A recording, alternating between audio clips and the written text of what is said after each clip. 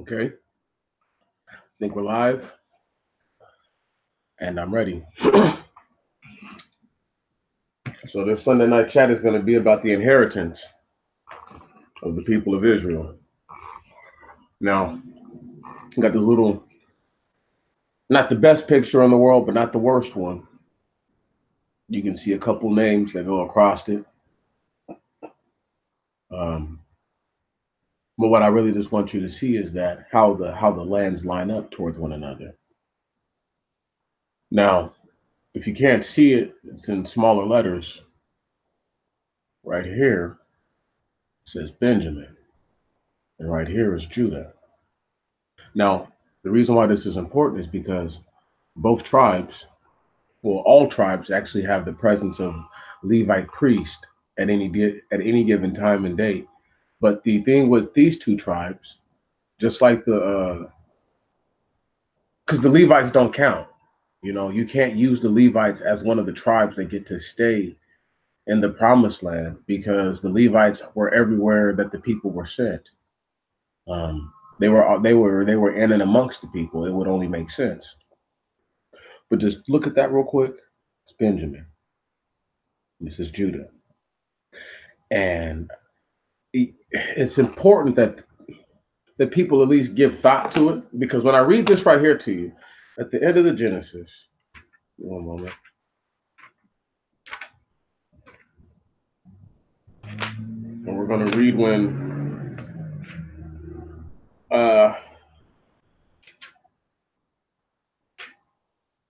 Israel's dying, and he's blessing his sons, right? And when he's blessing his sons, he's saying, what's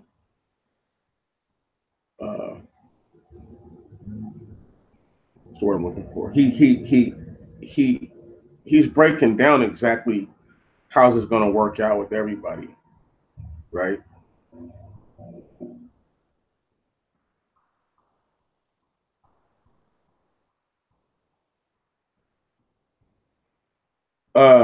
Let me go ahead and just try to find it real quick, and then I'll exactly where he starts the blessings.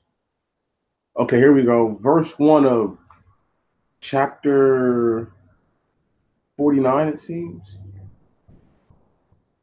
And Jacob called his sons and said to them, "Assemble yourselves, that I might tell you what shall happen to you in the last days. Gather yourselves together and hear me, sons of Jacob. Hear Israel, hear your father. Reuben, thou art my firstborn, thou my strength, and the first of my children, hard to be endured, hard and self-willed. That was insolent like water. Burst not forth with violence, for thou wentest up to the bed of thy father. Then thou defiledst the couch whereupon thou wentest up. Simeon and Levi, brethren, accomplish the injustice of their cutting off.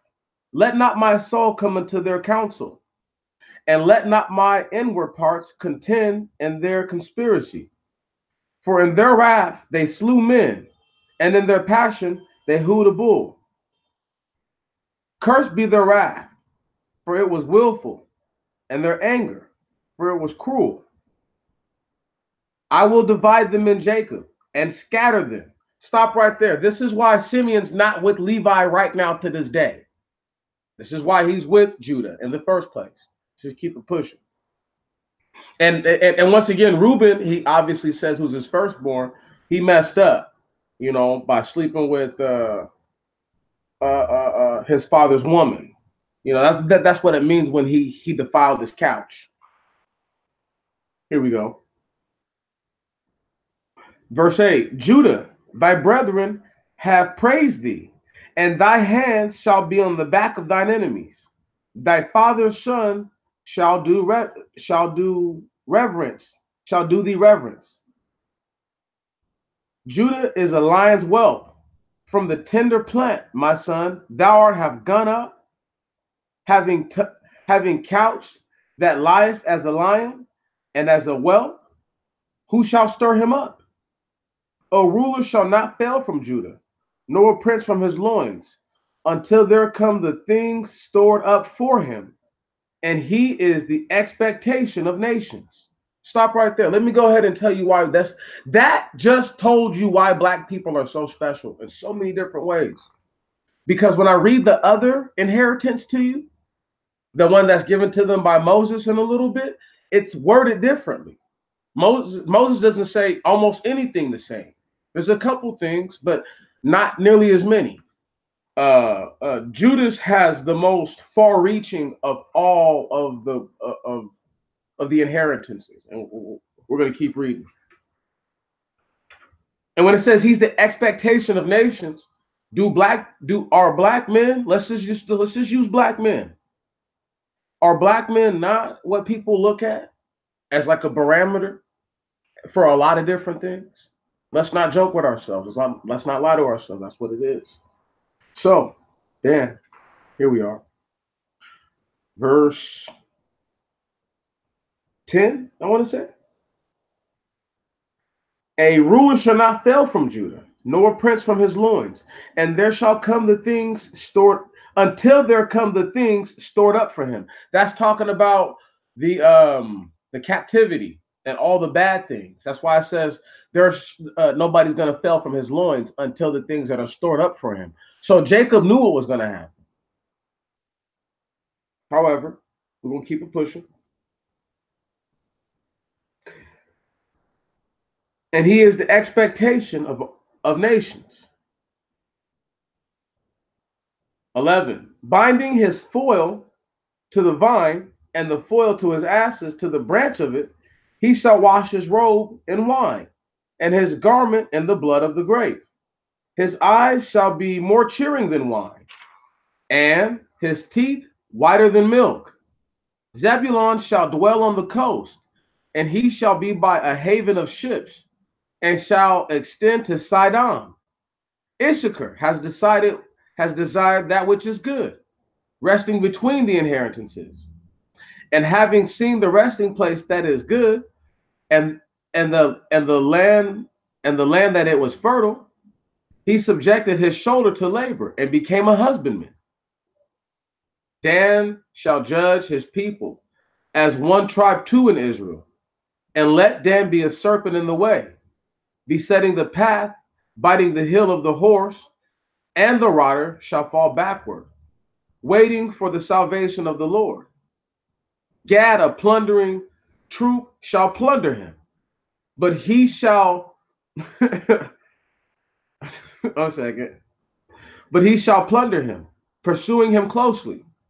Aser, his bread shall be fat, and he shall yield dainties to princes.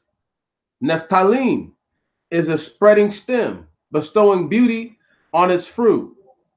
Joseph is a son increased. My dearly loved son is increased. My youngest son turned to me, against whom men taking evil counsel reproached him, and the archers pressed hard upon him. But their bows and arrows were mightily consumed, and the sinews of their arms were slackened by the hand of the mighty one of Jacob. Thence is he strengthened. Thence is he that strengthened Israel from the God of thy father. So listen. That right there was a distinction. And I think that right there, if I read that correctly, and this is how I've seen it for a while, that is a distinction between two different power levels. Let me just read it again real quick. Verse 25. 1 second, or verse 24. I'll start at 23. Against whom men taking evil counsel reproached him. He's talking about his brothers turning on him. And the archers pressed hard upon him. And he's talking about their plan to sell him into slavery and hopefully he would die. But their bows and arrows were mightily consumed, because Joseph weathered the storm. Because what? Because the Most High was with him. One moment. Get back to where I was at. But their bows and arrows were mightily consumed, and the sinews of their arms were slackened. So he's talking about their muscles. by the hand of the mighty one of Jacob. There's a semicolon there. Thence is he that strengthened Israel from the God of thy father. Thence is he that strengthened Israel from the God of thy father. That's so obviously he who strengthened you from the God of thy father is not your God. Right. Right. However, not even super carried away and all that. Verse 25, and my God helped thee, and he blessed thee with the blessing of heaven from above, and the blessing of the earth, possessing all things, because of the blessing of the breast and of the womb, the blessing of thy father and thy mother. It has prevailed above the blessing of the lasting mountains, and beyond the blessings of the everlasting hills. They shall be upon the head of Joseph, and upon the head of the brothers of whom he took the lead. So it says right there that those things are going to be on Joseph, but it also speaks that those things would be on the head of his brothers. So this is why I was so confused when I first read it from a King James Version Bible, almost 3 years ago, and not understood. Like, I was like, why? I don't get why, certain things I think fit to me, certain things don't. And that's just what it is. But let me go ahead and keep it pushing real quick. And it says that Joseph is the head of his brothers. So at that point in time, he felt that Joseph was the leader pretty much. Like, yeah, Judas might be the most famous of you, but this is the guy that I've chosen to lead the kingdom. And that's what he felt. So, but you got to understand though, until the time or the things that were stored up for Judas would affect him, princes and kings wouldn't fail from his loins. So this is the friction. You see what I'm saying? I'm not saying that Israel, our patriarch, in many ways, to this specific a bloodline of people, did anything that was wrong, because he felt as if, well, shit, man, Judas is famous with his brothers, but Joseph he's my favorite son, right? He's my favorite son. Before a long time, it was just Joseph, right? Before Benjamin was born. When Benjamin was born, Rachel died. She died giving birth to him. His real name was Ben-Noni, just in case you didn't know that. And it's I think translated as like the reason for my pain.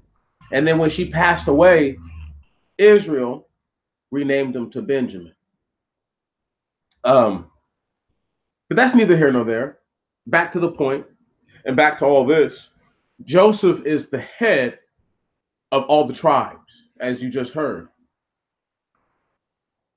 So let's just get to where it's now about to pick up with young Benjamin. Verse 27, Benjamin, as a ravening wolf, shall eat still in the morning, and at the evening he gives food. So it's saying that with Benjamin, he's going to do what he does. That's simple. Not even hard to understand. It's really simple. He does his own thing. He's not waiting for you. He doesn't need you to approve anything that he's doing.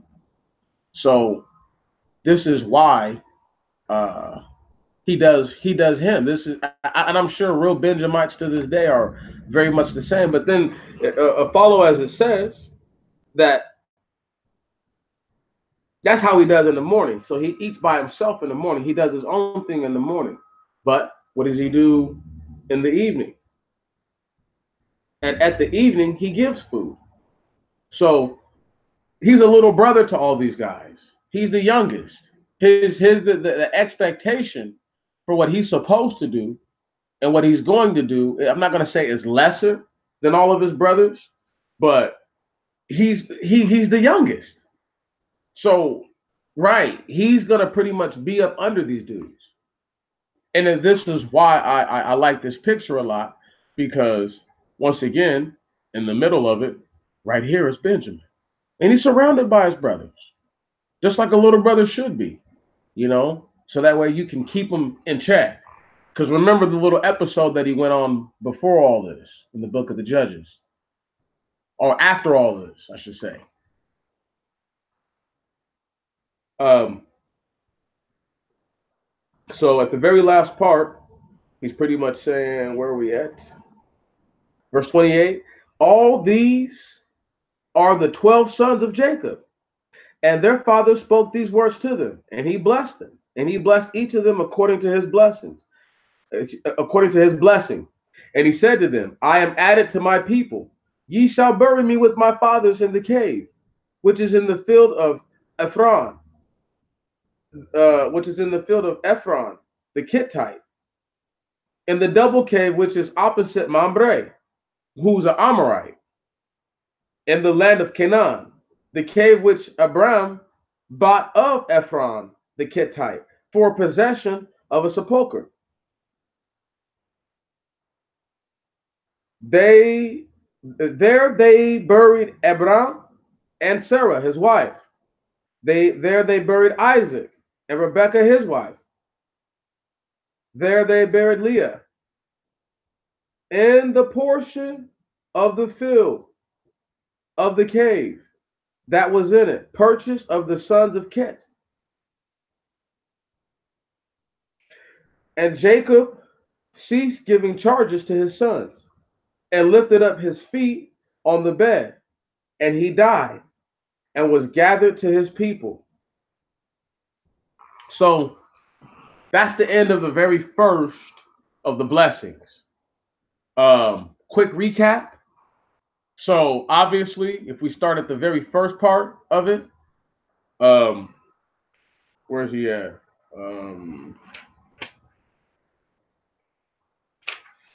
The very first person who spoke on is Reuben. He blesses Reuben, but he tells Reuben, you got to calm all that down, right? Because you slept with one of my wives. He touches on the situation that went place with a Simeon and Levi, right? He's like, these are, you two can't be together, right? So he was like, because they'll do too much, because they're about that life, you know.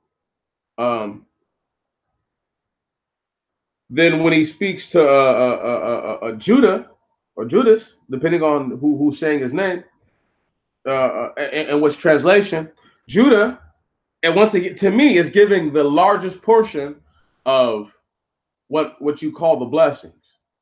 Even though Joseph gets the most favorable part, Judah is most definitely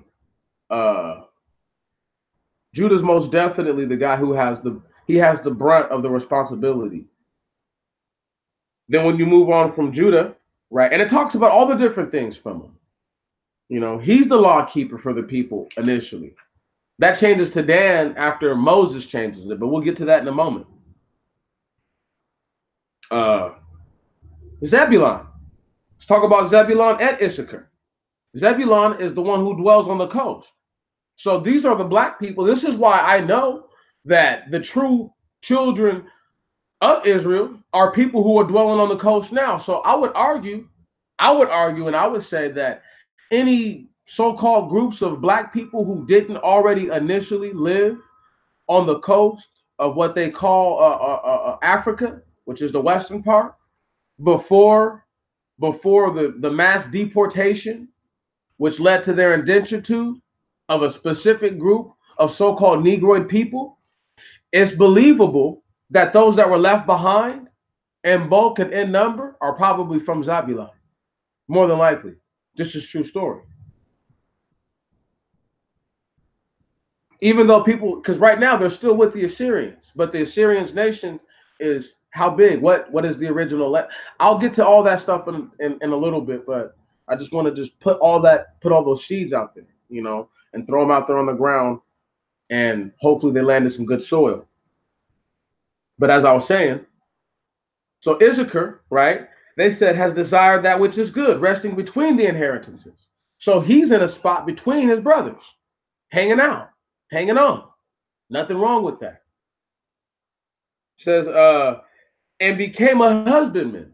So I would argue that black people who are actually very good at gardening, not just good with their hands, but good at gardening in particular, I would say are probably guys who have a little bit of the Issachar blood flowing through their veins. Even though all Adamite people have a certain level of understanding, these guys would obviously be the people who can grow stuff, who are really good at it. You get what I mean? Like where all the tribes are coming to these guys for their tomatoes, and these guys for their onions. Like people come from all over for it because they're that good. I know it's hard to perceive that, but people do it to this day. They drive all over the state for the best food, just because they heard it was the best. Because who doesn't want to try the best something once or something that's really good at least once? Moving on from that. Dan, it says that he's going to judge the people, right? Bam. But this is also something that Judah's going to do. So you can see who Israel already knew were going to be the people that he could depend on to hold it down. You get me? Now, people might not find this. I find it funny, but I find it funny because where it says right here that Dan and let Dan be a serpent in the way. This changes when Moses goes on, who knows how many years later, to say, let him be like a lion's whelp. So Moses usurps his father in sense, who was Jacob, who was Israel, by changing some of the things around. When you talk about Gad being a plundering troop, he takes up judgment for the people later on, something like that. Naphtali is as a spreading stem, bestowing beauty on its fruit. That can be read a few different ways. I always thought that Naphtali was good at talking because that's the blessing. I'm pretty sure he's given the ability of like speech, like to be able to like talk to his brothers, or maybe that's Acer. We'll read it in a little bit. We'll find out. But the whole point is this: is that we have a list of things that are happening, right, to a group of sons and people who are going to go into a land and inherit it. The reason why I'm stressing all this is because I know when people read the scripture, one of the first things that a lot of folks will do is they'll try to overreach what's written. If I can't stand on something, I just won't say it right away, but I'll keep it close to vest. So now what we're going to do, right? We're going to skip forward to about Deuteronomy 33, I want to say. And this is when Moses is blessing the people. One moment.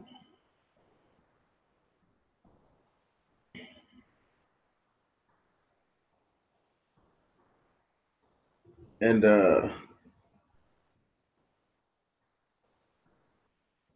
where are we at? Yep. So verse 1 of chapter 33. This is where we at. Deuteronomy, mind you. We're just moving on and moving forward. Trying to break down the inheritances real quick. Because when I go back to the book of Judges, right? And then I read a little bit more to you, like I did the other day. See, once again, this is not me deviating. I don't ever really get to do this right here. This is just reading the scripture and breaking it down. I know people are like, I go to church for that, but the pastors aren't honest. So I'm just trying to keep it real. Whatever that is. However, let's just go ahead and start. Verse 1. You know what? We're going to start at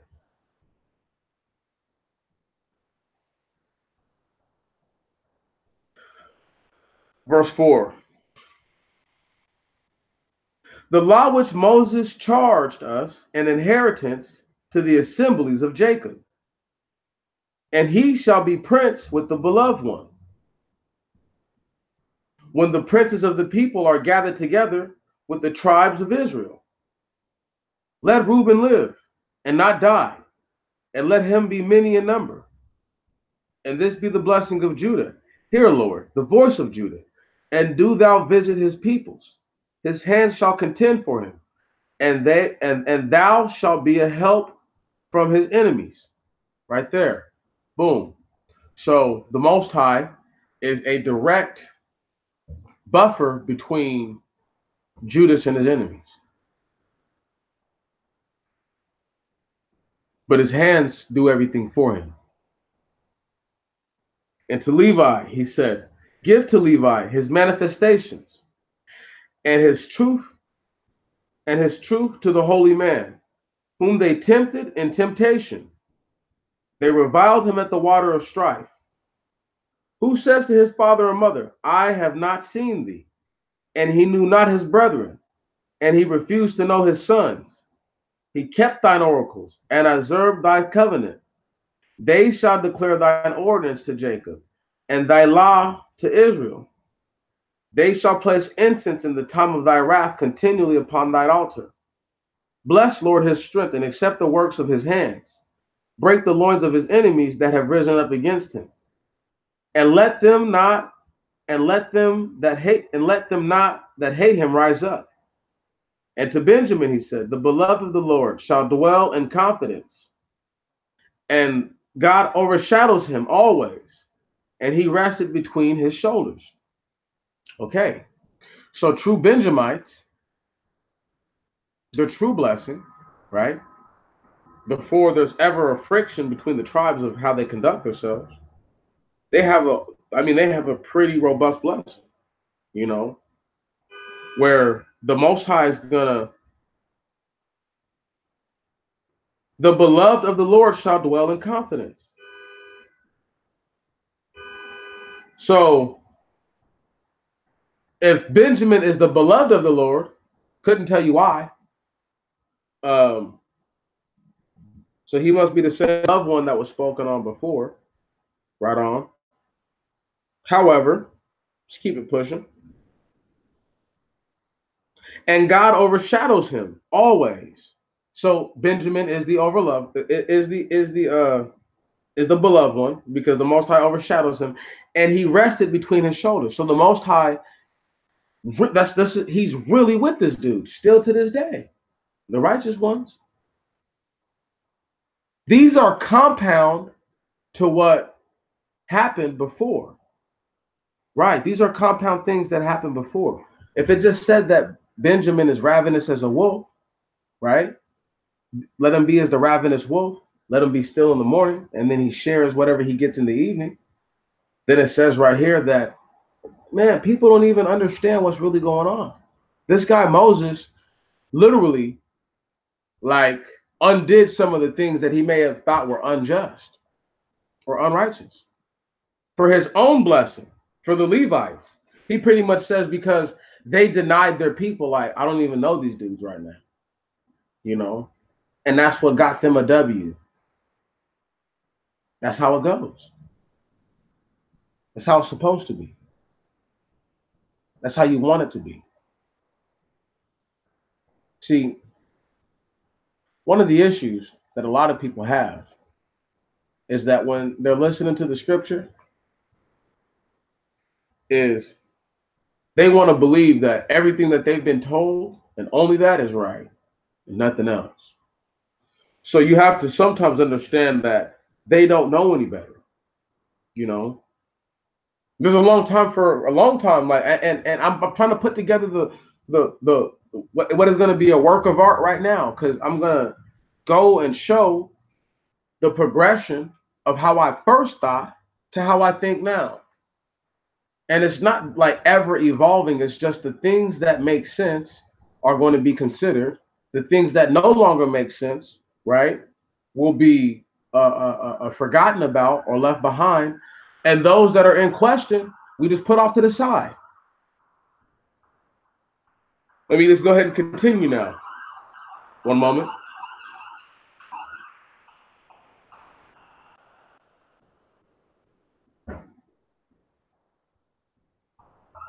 Verse 13. And to Joseph, his land is of the blessing of the Lord, of the seasons of sky and dew, and of the deeps of wells below, and of the fruits of the changes of the sun in season, and of the produces of the months, from the top of the ancient mountains, and from the top of the everlasting hills, and of the fullness of the land in season. And let the things pleasing to him that dwell in the bush come on the head of Joseph, and on the crown of him who was glorified above his brethren. His beauty is as the firstling of his bull. His horns are the thorns, his horns are the horns of a unicorn. With them he shall thrust the nations at once, even from the end of the earth. These are the tens of thousands of Ephraim, and these are the thousands of Manasseh. And to Zabulon he said, Rejoice, Zabulon, in thy going out, and Issachar in his tents. They shall utterly destroy the nations, and ye shall call men there, and there offer the sacrifices of righteousness. For the wealth of the sea shall suckle thee, and so shall the march of them that dwell by the sea coast. So understand that Zabulon and Issachar, in that part, have become people who are both on the coast now. Two different tribes on the coast now, right? So now not only do you have Zebulon for sure, who was already told to us who was going to be on the coast, but now we have Issachar, who's on the coast. Not to mention, he chose a lot of land between his brethren. So people have to realize that these are the things that are they happened in real time when the Israelites went out to pursue the land, if that makes sense to you. They happened as it happened.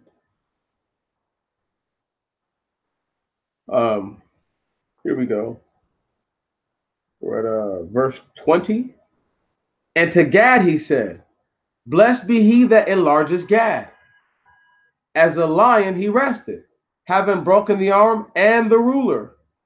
And he saw his first fruits, that there the land of the princes gathered with the chiefs of the people was divided. And the Lord wrought righteousness, and his judgment with Israel. And to Dan he said, Dan is a lion's whelp, and shall leap out of Basan. And to Naphtali he said, Naphtali has the fullness of good things.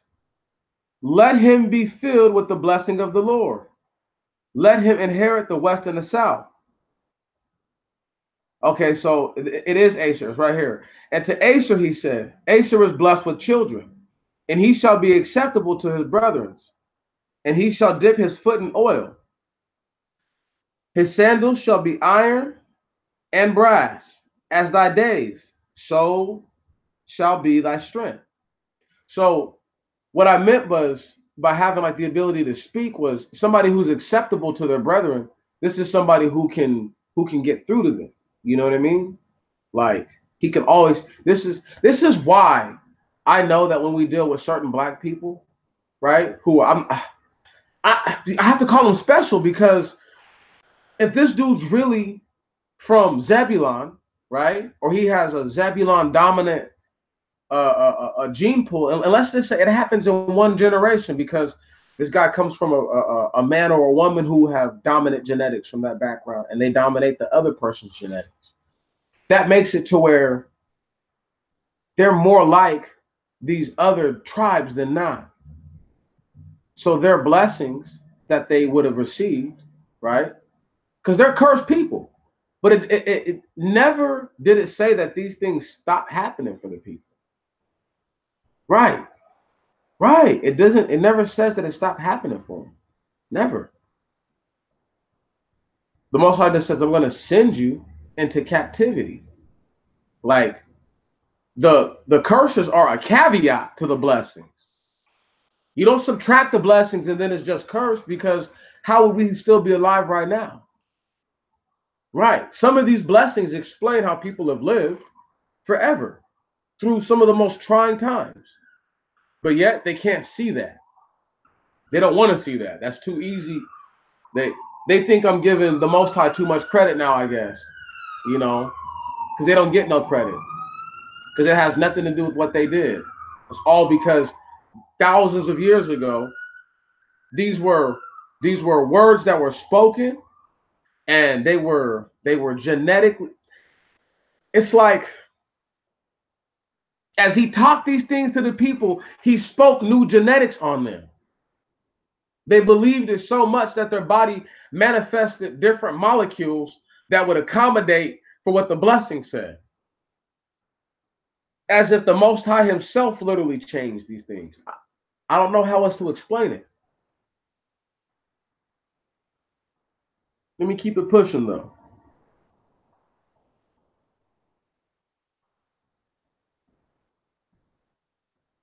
Let me read verse 25. There is not any such thing of God, of the beloved. There is not any such as the God of the beloved. He who rides upon the heaven is thy helper, and the magnificent one of the firmament. And the rule of God shall protect thee, and that under the strength of the everlasting arms he shall cast forth the enemy from before thy face, saying, perish. And Israel shall dwell in confidence alone on the land of Jacob with corn and wine. And the sky shall be misty with dew upon thee. Blessed art thou, O Israel. Who is like to thee, O people, saved by the Lord? Thy helper shall hold his shield over thee, and his sword is thy boast. And thy enemies shall speak falsely to thee, and thou shalt tread upon their neck. And that's the end of that chapter. People don't realize that that was much shorter than what was said from Israel to his sons, because Israel had to let people know. This is why he didn't speak on Simeon. Notice he didn't speak on Simeon. Right. Right. There's no reason for him to speak on Simeon, because he was separated from Simeon. So even if he wanted to talk about him, part of good sense is just don't even bring it up. If I don't make a big deal out of it, if I don't make anything out of it, then there's nothing to talk about. We're going to keep it pushing to the book of the Judges. Oh, my goodness. Now we're going to read what the children of Israel tried to do once they inherited the land. No, first, I'm going to jump all the way to the 4th Kings. I lie. And I'm going to find when the Assyrians smashed on the Israelites and took them hostage. Word is bond. And I know that sounds messed up, but this is what happened. So don't be mad at me. Be mad that the people that came before us didn't think that it was important to uphold statutes and ordinances, legislation, laws, whatever you want to call them, that would have kept us out of that would have for sure kept us out of the situation. But that's too late. So let me keep looking for it. I know it's in the 4th Kings. I'm just looking for the exact chapter. To talk about how the children of Israel are with the Assyrians until this day. You know. And I know that that's crazy because a lot of people are like, you know, why would you want to talk about the Assyrians having the people? And I'm like, because I think it's important that folks know that that's where they're at. They're with the so-called Assyrians, people who ultimately come from Abraham too. Let's see. I keep seeing all this stuff. I just can't think of the exact chapter. It's not coming to me, but I know it's in the Four Kings. One moment. I know you guys are pissed off because I don't know exactly where it's at, but bear with me. Get to see all this different stuff that I'm looking at. Plus, I don't mind chopping it up, you know, and letting you know exactly what I'm looking for.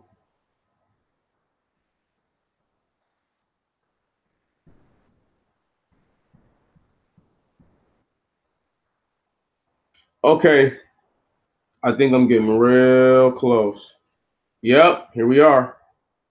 So I'm going to start at verse 20, and this is chapter 27 of the Fourth Kings of the Septuagint, second Kings in the King James Version. And the Lord was angry with the whole seed of Israel, and troubled them, and gave them into the hand of them that spoiled them, until he cast them out of his presence. Forasmuch as Israel revolted from the house of David, and they made Jeroboam the son of Nebat king, and Jeroboam drew off Israel from following the Lord, and led them to sin a great sin. And the children of Israel walked in all the sin of Jeroboam, which he committed, and they departed not from it, until the Lord removed Israel from his presence. And the Lord spoke by all his servants, the prophets. And Israel was removed off their land to the Assyrians until this day. It can't get more plain than that.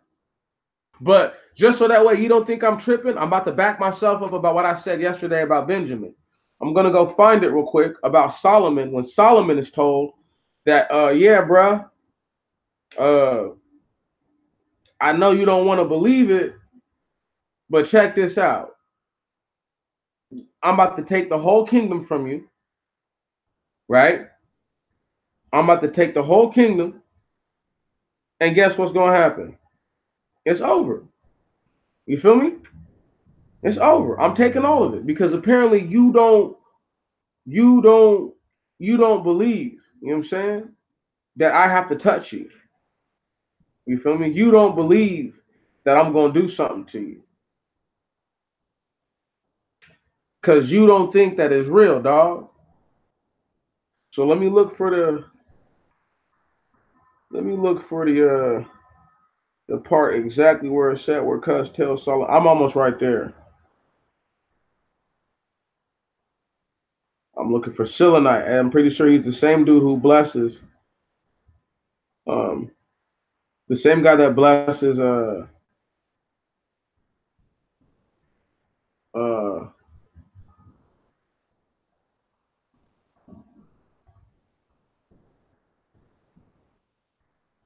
okay, so I'm not even going to keep looking for the part that he says it to Solomon, right? Oh, no, no, no, no, no, no, no, no, no. Here we go. Bam. There we go. It's right here. It's verse. We're going to start at a verse.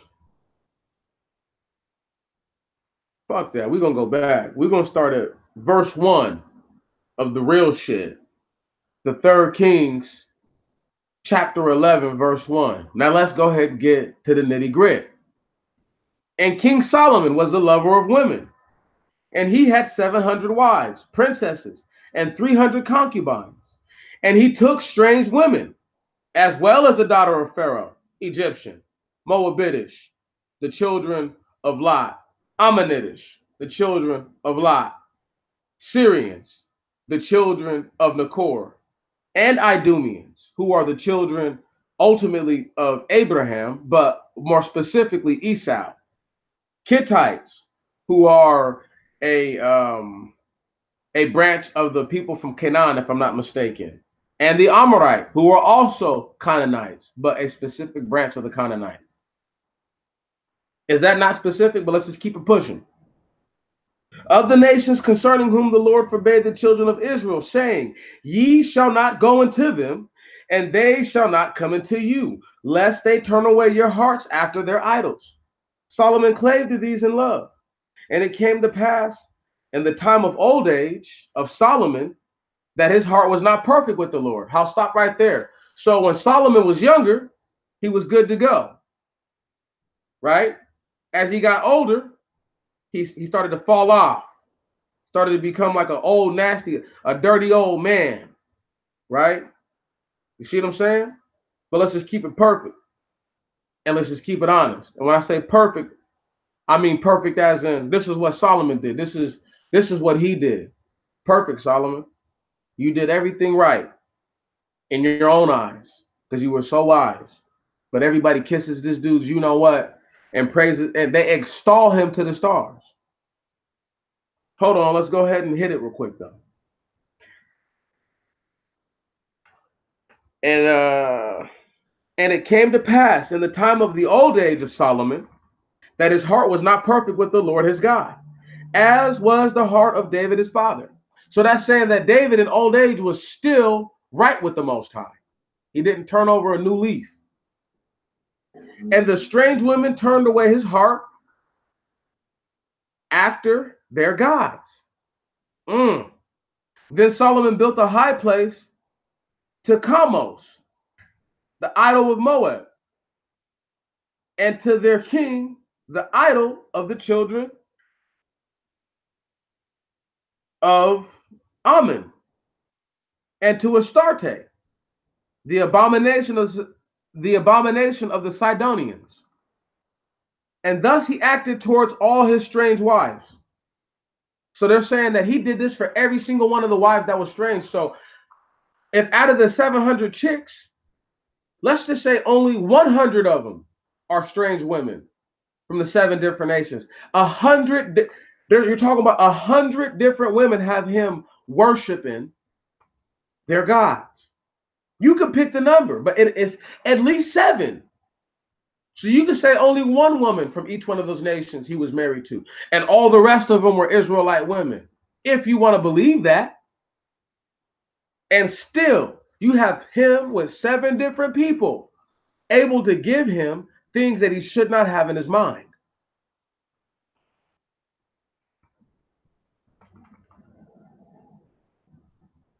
Hold on, verse 6. And Solomon did that which was evil in the sight of the Lord. He went not after the Lord as David his father. So as opposed to Solomon trying to pursue the Most High, you think the Most High is supposed to pursue you while you pursuing after these chicks. But you don't live forever, dog. I live forever. And now look at you. I know that's how the Most High think. I know it. Now look at you. But what does he say to Solomon? Let's go ahead and just keep it 1,000. Let's keep it funky while we're here. And the Lord was angry with Solomon because he turned away his heart from the Lord God of Israel, who appeared twice to him. Stop. Who did what? Appeared twice to him and charged him concerning this matter. By no means to go after other gods, but to take heed to do what the Lord God commanded him. Neither was his heart perfect with the Lord, according to the heart of David his father. And the Lord said to Solomon, because it has been thus with thee, and thou hast not kept my commandments and my ordinances, which I commanded thee, I will surely rend thy kingdom out of thy hand, and I will give it to thy servant. Only in thy days I will not do it for David thy father's sake, but I will take it out of the hand of thy son. Only I will not take the whole kingdom. Now, this is what I've been trying to get at. Here we go right here. I will give one tribe to the son of David, my servant, and for the sake of Jerusalem, the city which I have chosen. I will give one tribe to thy son for David, my servant's sake, and for the sake of Jerusalem, for the city which I have chosen. Now, This is about to get real deep, because I'm gonna jump over here real quick now, right? To the prophet who comes to Jeroboam. Now here we go. And it came to pass at that time. This is verse 29, chapter 11 still. And it came to pass at that time that Jeroboam went forth from Jerusalem, and Achiah the Silonite, the prophet, found him in the way, and caused him to turn aside out of the way. And Achiah was clad with a new garment, and they two were alone in the field. And Achiah laid hold of his new garment that was upon it, and tore it into 12 pieces. And he said to Jeroboam, take to thyself 10 pieces, for thus saith the Lord God of Israel, behold, I rend the kingdom out of the hand of Solomon, and I will give thee 10 tribes. Yet he shall have 2 tribes, for my servant David's sake, and for the sake of Jerusalem, the city which I have chosen out of all the tribes of Israel. Because he forsook me and sacrificed to Astarte, the abomination of the Sidonians, and to Chamos, and to the idols of Moab, and to their king, and to the abominations of the children of Ammon.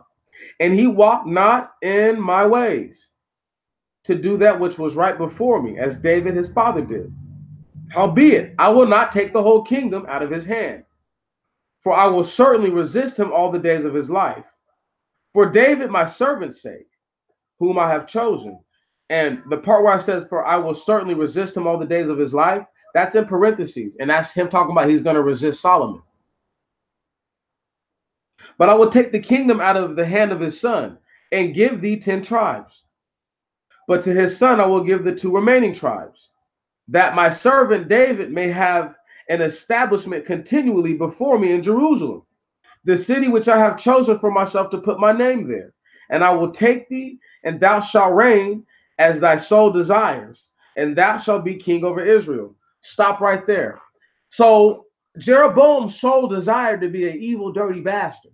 Number one.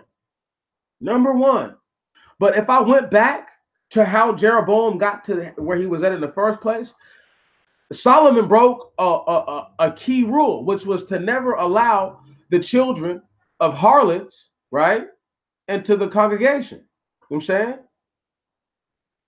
Right. But he did that because Jeroboam, his mother was a harlot, Sarira, and he named the city after her. But we're not going to get into that. Let's just keep it where it's set right now. Now let's go back to the book of Judges. I'm all over the place, I know. Keep in mind, 2 of the tribes are left to the son of David, right? But all the other ones are taken and given. So one of the tribes we obviously already know is Judah. But we also know that part of Judah's curse is to be scattered to the 4 corners of the earth. But it doesn't say that about Benjamin, does it? So when I read that part to you again, keep in mind everything I have been saying to you. Now let's keep it pushing and let's keep it funky. Woo, I love this part. Loves this part.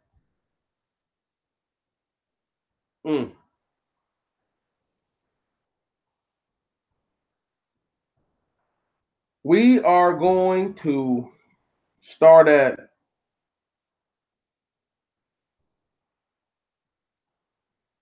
verse 3.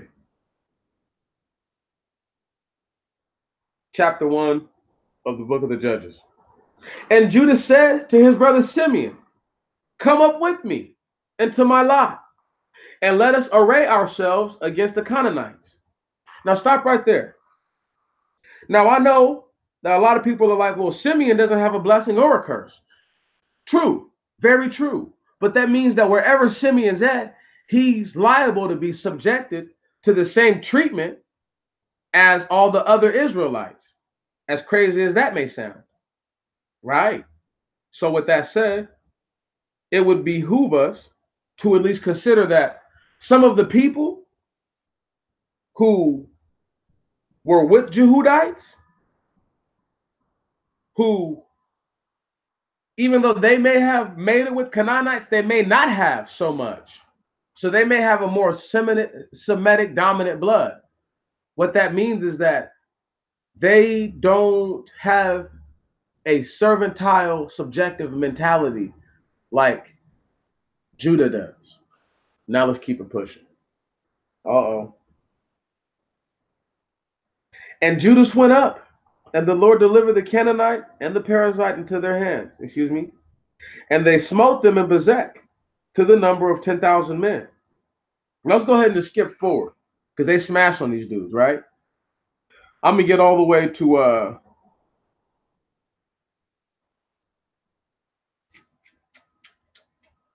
verse 17. And Judas went with Simeon, his brother, and smote the Canaanite that inhabited Safeth, and they utterly destroyed them. And they called the name of the city Anathema. But Judas did not inherit Gaza, nor her coast, nor Ascalon, nor her coast, nor Akron, nor her coast, nor Azotus, nor the lands around it. And the Lord was with Judas, and he inherited the mountain, for they were not able to destroy the inhabitants of the valley, for Rechab prevented them. And they gave Chebron to Caleb, as Moses said, and thence he inherited the 3 cities of the children of Anak. Now here we go. This is where, come on, be honest with yourselves. But the children of Benjamin did not take the inheritance of the Jebusite, who dwelt in Jerusalem. And the Jebusite dwelt with the children of Benjamin in Jerusalem until this day. Damn it. And the sons of Joseph, they also went up to Bethel, and the Lord was with them. And they encamped and surveyed Bethel. And the name of the city before was Luzah. And the spies looked, and behold, a man went out of the city, and they took him, and said to him, shew us the way into the city, and we will deal mercifully with thee. And he shewed them the way into the city, and they smote the city with the edge of the sword. But they let go the man and his family. And the man went into the land of Kittim, and built there a city, and called the name of it Luzah. This is its name until this day. Stop right there again. Check this right here out. But one moment. Oh, man.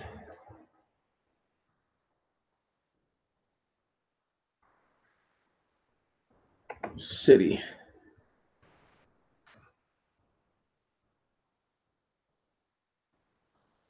Oh, wow. Guess where Luzah's at, y'all? Guess where it's at? It's in Russia. It's in Russia.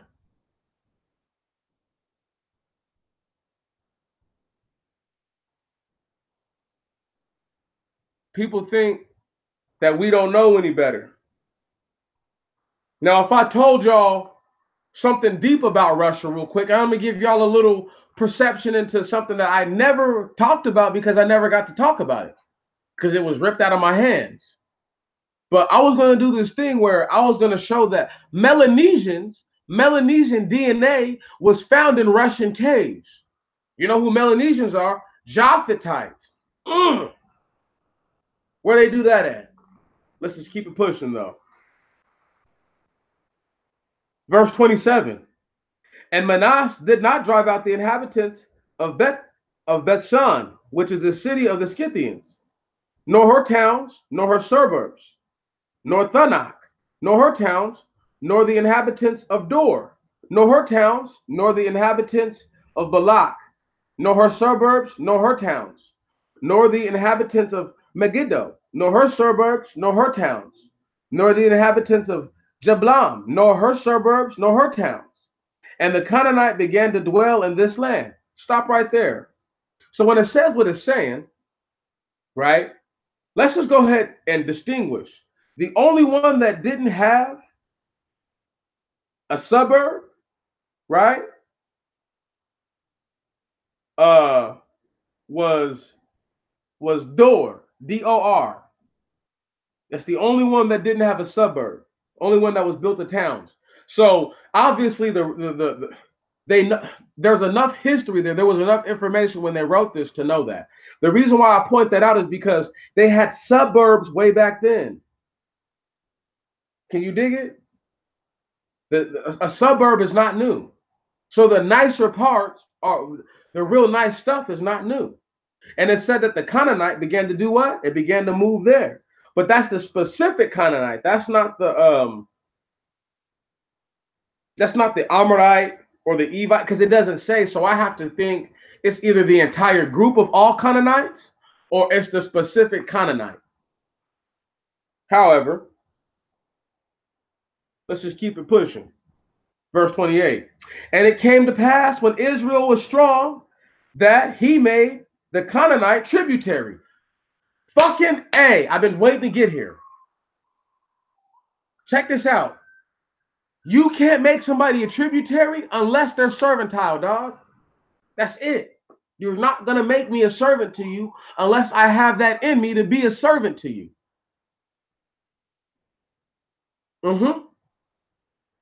Think about it for a second. This is the same curse that Noah placed upon Canaan thousands of years ago, coming into full effect with the Israelites. He shall be a what? A bondservant, a bondsman and a servant to his brethren. Come on, man. Anyway, let's go ahead and a bondsman is somebody who pays tribute to you. Let's just go ahead and keep it pushing. Hold on. And it came to pass when Israel was strong that he made the Canaanite tributary, but did not utterly drive them out. So it's saying that they could have been tributaries while they were driven out, but they didn't make them do that. They didn't do all that. Verse 29, and Ephraim did not drive out the Canaanite that dwelt in Gazer. And the Canaanite dwelt in the midst of him in Gazer and became tributary. And Zebulun did not drive out the inhabitants of Kedron, nor the inhabitants of Domana. And the Canaanite dwelt in the midst of them and became tributary to them. And Asher did not drive out the inhabitants of Akko, and the people became tributary to him. Excuse me. And Asher did not drive out the inhabitants of Akko, and the people became tributary to him. Now, let's read something, because this is deep. Now it says, nor the inhabitants of Dor, nor the inhabitants of Sidon, nor the inhabitants of Delath, nor the inhabitants of Eskazi, nor Kedba or Kebda, nor Ne, nor Ario. And Asher dwelt in the midst of the Canaanite, who inhabited the land, for he could not drive them out. And Naphtali did not drive out the inhabitants of Bethsamis, nor the inhabitants of Bethanak. Bethanak, yeah. And Naphtali inhabited the land. But the inhabitants of Bethsamis and Bethanak became tributary to him. So all the people that I read who were under Asher's umbrella, right? They all pay tribute to him, all those people. Now here we go with verse 31 of the same chapter. And the Amorite drove out the children of Israel. And the Amorite drove out the children of Dan into the mountain, for they did not suffer them to come down into the valley. And the Amorite began to dwell in the mountain of shells, in which are bears and foxes. In Mirsanon and in Talabim, and the hand of the house of Joseph was heavy upon the Amorite, and he became tributary to them. And the border of the Amorite was from the going up of Akrabim, from the rocks upwards. And I'm going to keep reading real quick because I want y'all to hear what happened. And an angel of the Lord went up from Gilgal to the place of weeping, to the place of Bethel, and to the house of Israel, and said to them, Thus says the Lord, I brought you out of Egypt, and I brought you into the land which I swear to your fathers. And I said, I will never break my covenant that I have made with you, and ye shall have no covenant with them that dwell in this land. Neither shall ye worship their gods, but ye shall destroy their graven images, and ye shall pull down their altars. But ye hearken not to my voice, for ye did these things. And I said, I will not drive them out from before you, but they shall be for you, but they shall be for a distress to you, and their gods shall be to you for an offense. And it came to pass, when the angel of the Lord spoke these words to all the children of Israel, that the people lifted up their voice and wept. And they named the name of that place Weepings, and they sacrificed there to the Lord. And Joshua dismissed the people, and they went every man into his inheritance to inherit the land. And the people served the Lord all the days of Joshua, and all the days of the elder that lived many days with Joshua, as many as knew all the great work of the Lord, what things he had wrought in Israel. Now, I can't stress it enough. I just covered a lot of stuff just now, from the video, from the very beginning of this till now. And I haven't really broke off into anything. I haven't really talked about anything. I've just been reading. This stuff goes so together that it's hard to deny that, okay, if you don't believe me, just read the scripture. Just read what it says and at least consider that I'm not trying to lie to nobody. I don't have nothing to lie about. It told you that the Jebusite is with Benjamin right now, until this day, in Jerusalem, right now. The city of Luz, or Luza, is in Russia now. Right. So the dude who went there was what? A nigga a long time ago. Come on now. B1000. Why do you think certain people talk about blacks who used to live in Russia a long time ago? I don't even want to get carried away into that. But this is the point that I'm trying to make, is that I don't have anything to force onto you, because if it's not in the scripture, I really can't ride with it. I can't really say it and be like, you go look for it. I can't say go look it up because it's not there. But if it's there, I can say, hey, you can find it here, here, and here. Read it for yourself. And if you interpret something differently, tell me what you interpret, so that way I can understand what you're about. Because that's the easiest thing to do. Maybe I'm wrong. I could be. There's no way of knowing.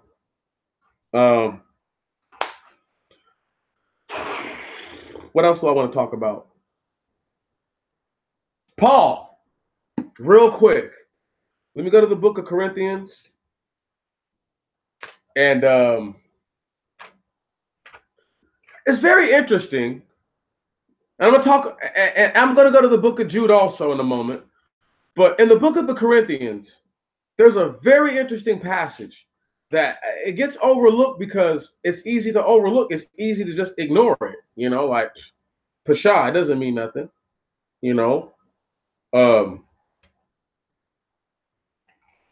But if we at least are considerate that these may be things that, what's the word I'm looking for? These may be things that people really can't help, man. I don't know that folks have the mindset to really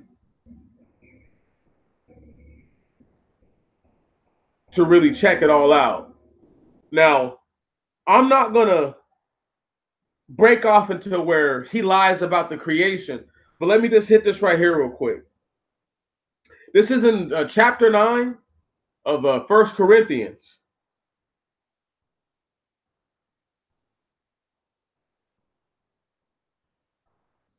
Let me start at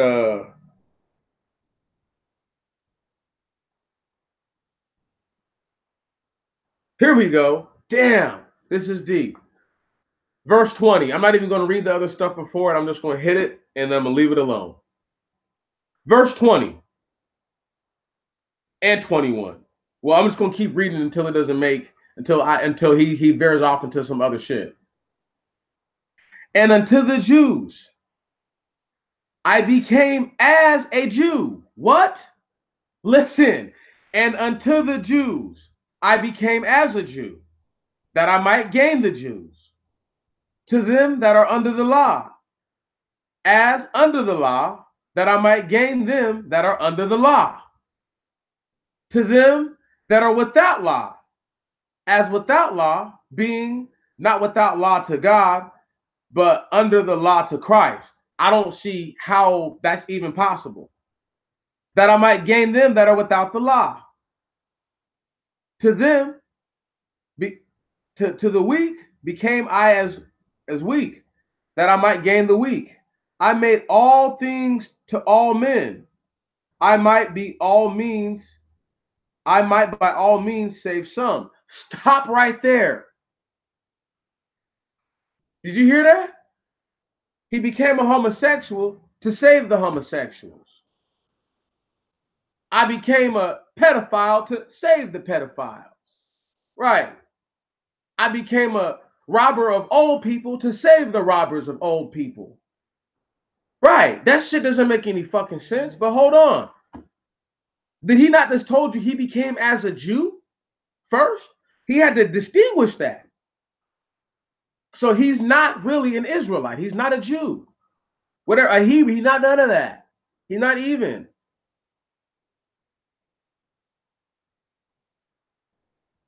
You can't become as something that you already are. The people are a certain way, no matter what.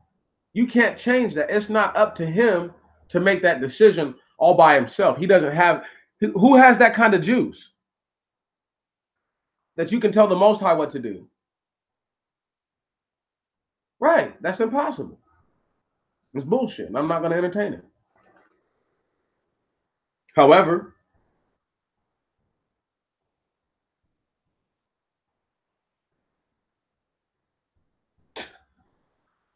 let me just go ahead and go to my dude,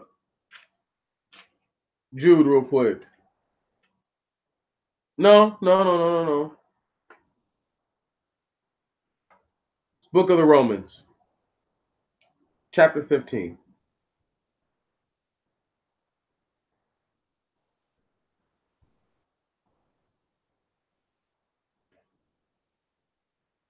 Now, I'm not going to read a whole bunch of Paul stuff because I just don't like this guy. But I'm going to read something to you where he's talking about the Gentiles. And he's talking about himself. This is deep. And he says, here we go. Verse 8, chapter 15 of the Romans. Now I say that Jesus Christ was a minister of the circumcision of truth for the truth of God, to confirm the promises made unto the fathers, and that the Gentiles might glorify God for his mercy, as it is written, for this cause I will confess to thee among the Gentiles, and sing unto thy name. And again he saith, rejoice ye Gentiles with his people. And again, praise the Lord, all ye Gentiles, and laud him, all ye people. And again, Isaiah saith, there shall be a root of Jesse, that he that shall rise to reign over the Gentiles, in him shall the Gentiles trust. Now the God of hope fill you with all joy and peace in believing, that ye may abound in hope through the power of the Holy Ghost. This dude was talking about himself just then. This dude tried to make it seem like he's the person that the Gentiles are going to trust in, dog. Right. And that's not even what Isaiah said, because everything that he just told the people to do goes directly against what Isaiah said to do in that chapter. And he says, he shall not raise up his voice. He's not going to do none of that. He's not going to make no noise. He's just going to get even. He's not going to get mad. He's just going to get even. That's it. That's it. And this is the guy who claims to be from Benjamin. And I'm going to read it to you. Please. Here we go. Chapter 11, verse 1. I say then, hath God cast away his people? God forbid. For I also am an Israelite of the seed of Abraham, of the tribe of Benjamin. But he doesn't specify who his people are. Doesn't say my daddy or my mama is this person. But he just told us in the book of the Corinthians, I became as a Jew. Why would you need to become as a Jew if you're an Israelite? That doesn't make sense.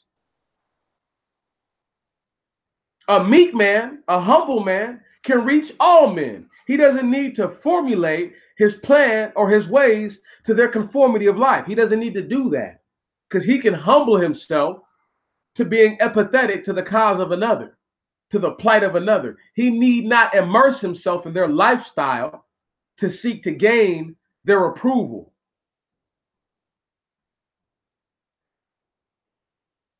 I'm done talking about this guy. He about to piss me off. You know what? No.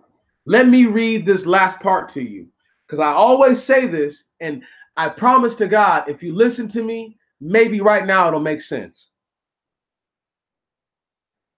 We're going to start at verse 11.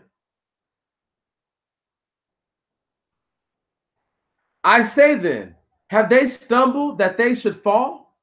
God forbid. Rather, through their salvation is come unto the Gentiles, for to provoke them to jealousy. Wow. Now if the fall of them be the riches of the world, and the diminishing the riches of the Gentiles, how much more their fullness? Let's just skip some verses. Right to verse 22. Behold, therefore, the goodness and severity of God. And every verse I skipped in between this does not take away from what I'm saying. Behold, therefore, the goodness and severity of God on them which fell severity, talking about the punishment and the curses, but toward thee goodness, because the people are being oppressed by who? Their enemies, who the Most High is allowing to spoil them. If thou continue in his goodness, if you continue to spoil them, right? Excuse me. If thou continue in his goodness, but toward thee goodness, if thou continue in his goodness. So he's saying that if you continue to oppress them and continue to make it to where they keep stumbling, you're going to always have them around you. Deep. Hold on. Let's just keep it pushing. Keep it funky. Otherwise, thou also shalt be cut off. And they also, if they abide not still in unbelief. Listen. And they also, if they abide not still in unbelief, shall be grafted in. What? Does it even make sense? Fuck no, it doesn't. Listen, to what he does, I'm going to break it down. If he's saying that on them fell severity, but toward thee goodness, if thou continue in his goodness. So if you keep your foot on their neck and keep them doing wrong, everything's going to go your way. Otherwise, thou also shalt be cut off. Now he's saying that he's talking about the day of great retribution, the day of just straight, it's about to go down because it's not going to be good for nobody that day. Hold on. And they also, also the other people, if they abide not still, so if they don't sit still in unbelief, right, shall be grafted in. So if they don't stay in unbelief, then they're going to get grafted in. Do you hear this nonsense? Do you hear it? But hold on, let's just keep reading. For God is able to graft them in again. What he is trying to say right now is that the people that are genetically wrong have been grafted out and that they're not who they're supposed to be. This is so deep. He knew it. He knew it. He's not tripping. He's not stupid. Once again, probably the smartest dude outside of the Messiah, maybe Daniel, for sure. Not wiser than Solomon, but probably smarter than Solomon. However, let's keep it pushing. And Solomon not smart. I don't care what you say.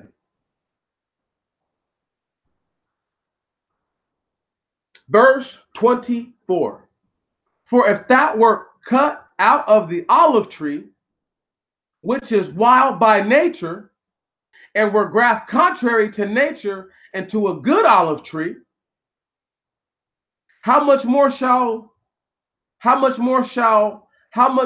these which be natural branches be grafted into their own olive tree? That doesn't even make sense. He's trying to say because olives grow anywhere, you're just a wild olive tree, but we're trying to graft you into the real one. That doesn't make sense. If you're an olive tree, you're an olive tree. If you're not an olive tree, then you're not an olive tree. Let's keep it pushing. How much more shall these which be natural branches be grafted into their own olive tree?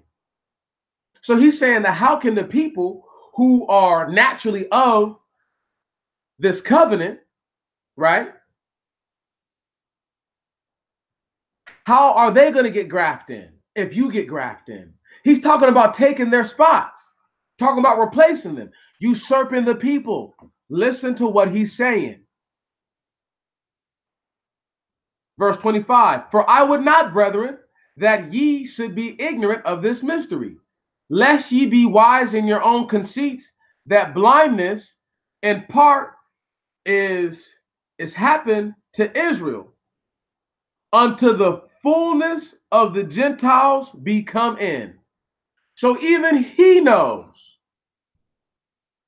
that when the Gentiles finally get to the crescendo, finally get to the apex and the climax of this story that they've been weaving and telling the world, that the shit comes down no matter what. So he's saying you got to ride it and rock it till the wheels fall off. Wow.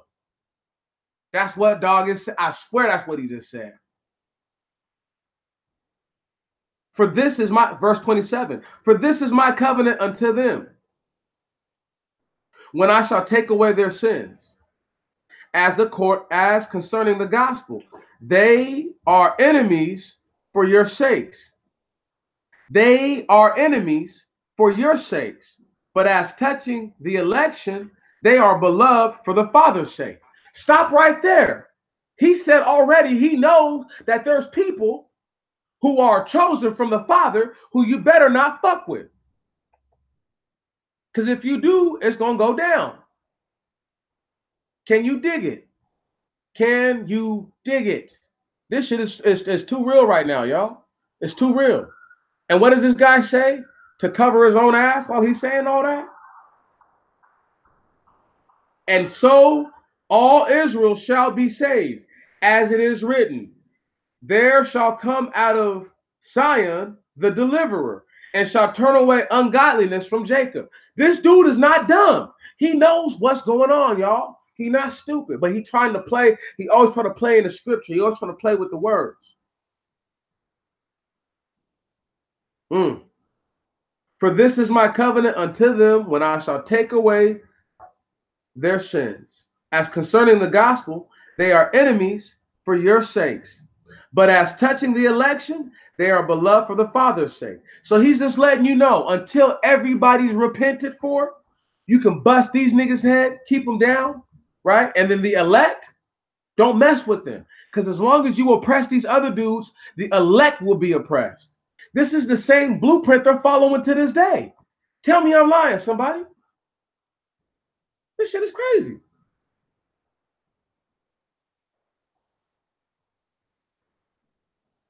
Oh, here we go. Verse 30. For the gifts and calling of God are without repentance. For the gifts and calling of God are without repentance. For as ye in times past have not believed God, yet have now obtained mercy through their unbelief, even so have these also now not believed, that through your mercy they also may obtain mercy. For God hath concluded them in unbelief, that he might have mercy upon all. Stop. He's saying right now that because the Israelites fell off, that this is why you have a chance. But that's not true. That is totally diametrically opposed to what the scripture has written. All people had a chance before whatever. You don't have to sin, and you don't have to worship things that are not God, things that are not the Most High. You choose to do that. That's a personal choice. This dude's lying to these people out the front of his teeth. And he's talking about because the Israelites, right, have no belief. Where does it say that the people don't believe in him? It says that no, they don't fear him and they sacrifice to other gods. Not for their unbelief, for their disrespect and for sullying his name. Totally different.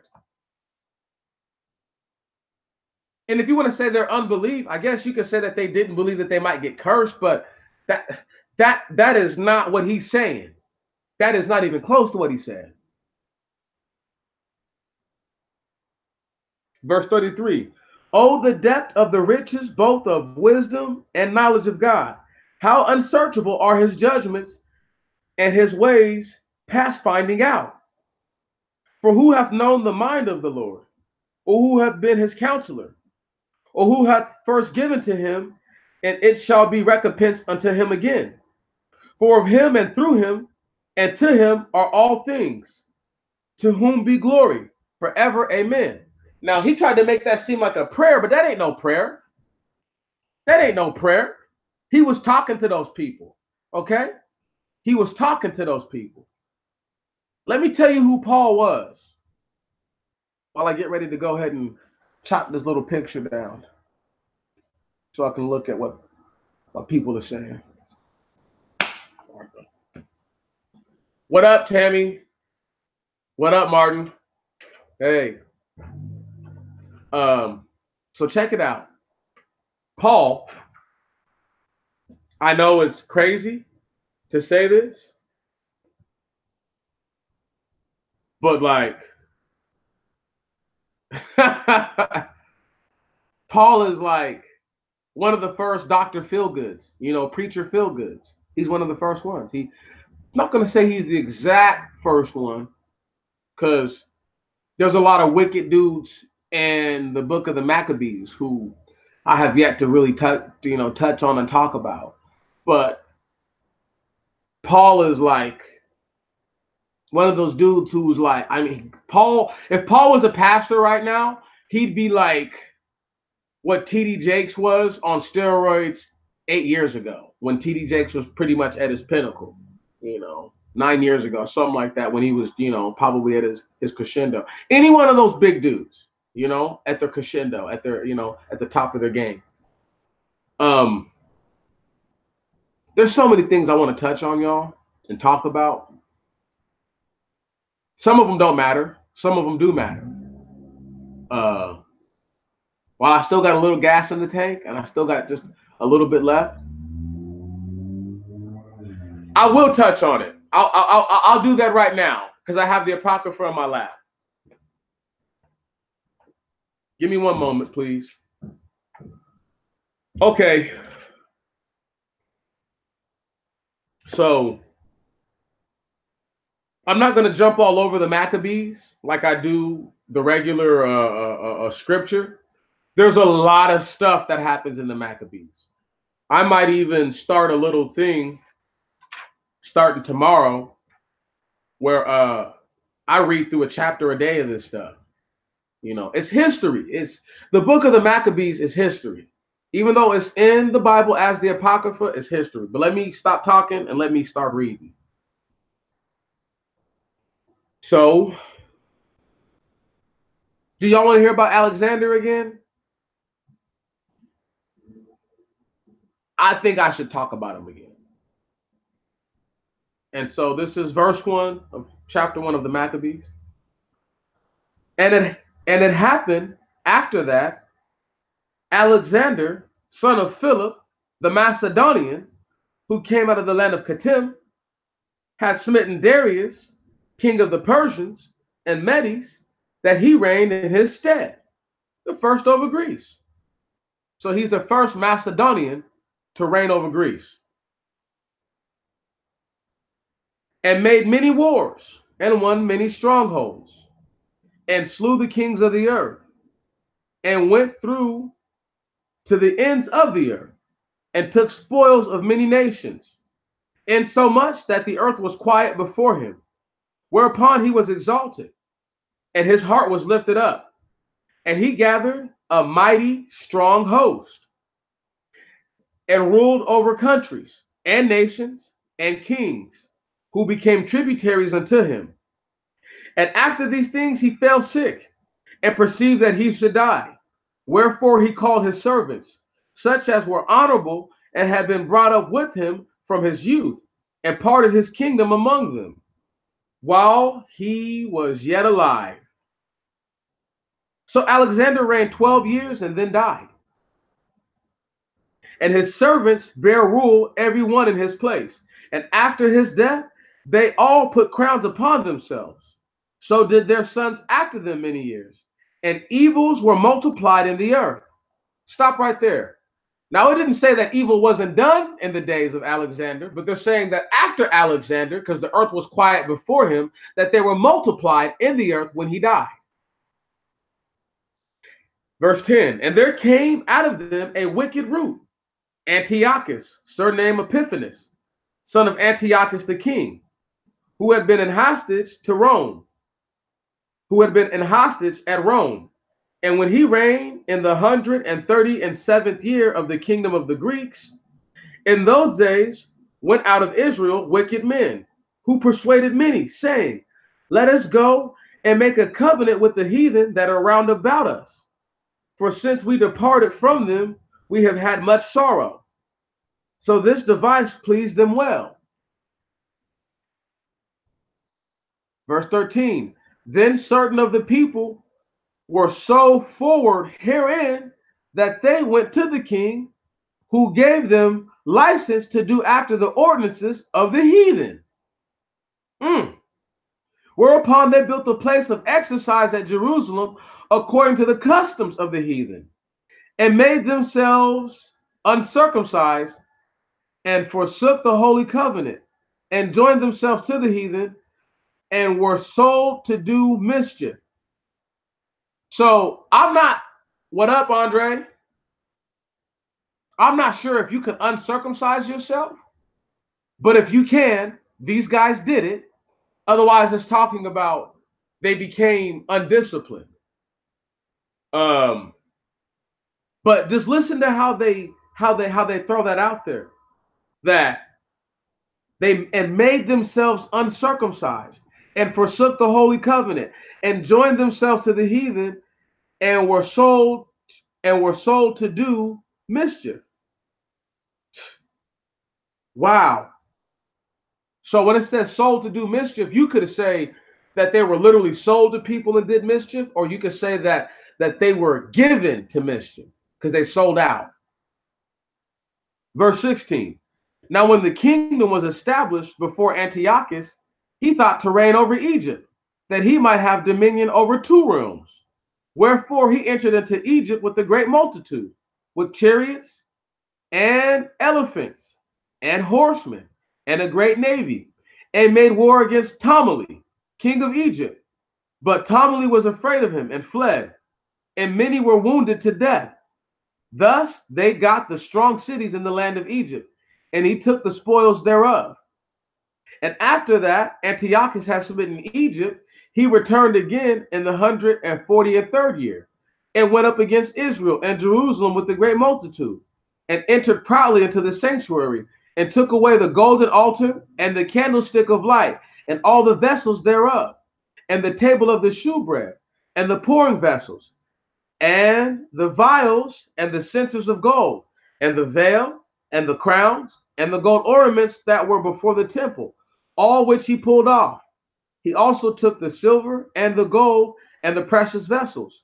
Also he took the hidden treasures which he found. When he had taken all away, he went into his own land, having made a great massacre and spoken very proudly. Therefore, there was a great mourning in Israel, in every place where they were, so that the princes and elders mourned. The virgins and the young men were made feeble, and the beauty of women was changed. Every bridegroom took up lamentation, and she that sat in the marriage chamber was in heaviness, and the land was moved for the inhabitants thereof, and all the house of Jacob was covered with confusion. And after 2 years fully expired, the king sent his chief collector of tribute unto the cities of Judah, which came unto Jerusalem with a great multitude, and spake peaceable words unto them. But all was deceit. For when they had given him credence, he suddenly fell upon the city and smote it very sore, and destroyed much people of Israel. And when he had taken the spoils of the city, he set it on fire, and pulled down the houses and the walls thereof on every side. But the women and children they took captive, and possessed the cattle. Then builded the city of David with the great and strong wall, and with mighty towers. Then builded they the city of David with a great and strong wall, and with mighty towers, and made it a stronghold for them. And they put therein a sinful nation, wicked men, and fortified themselves in. And they stored it also with armor and victuals. And when they had gathered together the spoils of Jerusalem, they laid them up there. And so they became a snare, for it was a place to lie in wait against sanctuary, and an evil adversary to Israel. Thus they shed innocent blood on every side of the sanctuary, and defiled it. And so because of them, whereupon the city was made an habitation of strangers, and became strange to those that were born in her. Her own children left her. Her sanctuary was laid waste like a wilderness. Her feasts were turned into mourning, her Sabbaths into reproach, her honor into contempt. As had been her glory, so was her dishonor increased, and her excellency was turned into mourning. Moreover, King Antiochus wrote to his whole kingdom that all should be one people, and everyone should leave his laws. So all the heathen agreed according to the commandment of the king. Yes, many also of the Israelites consented to his religion, and sacrificed unto idols, and profaned the Sabbath. For the king had sent letters by messengers unto Jerusalem and the cities of Judah, that they should follow the strange laws of the land, and forbid burnt offerings and sacrifice, and drink offerings in the temple, and that they should profane the Sabbaths and festival days, and pollute the sanctuary and holy people, set up altars and groves and chapels of idols, and sacrifice swine's flesh and unclean beasts, that they should also leave their children uncircumcised, and make their souls abominable with all matters of uncleanness and profanation, to the end that they might forget the law and change all the ordinances. And whosoever would not do according to the commandment of the king, he said, he should die. In the selfsame manner, he wrote to his whole kingdom and appointed overseers over all the people, commanding the cities of Judah to sacrifice city by city.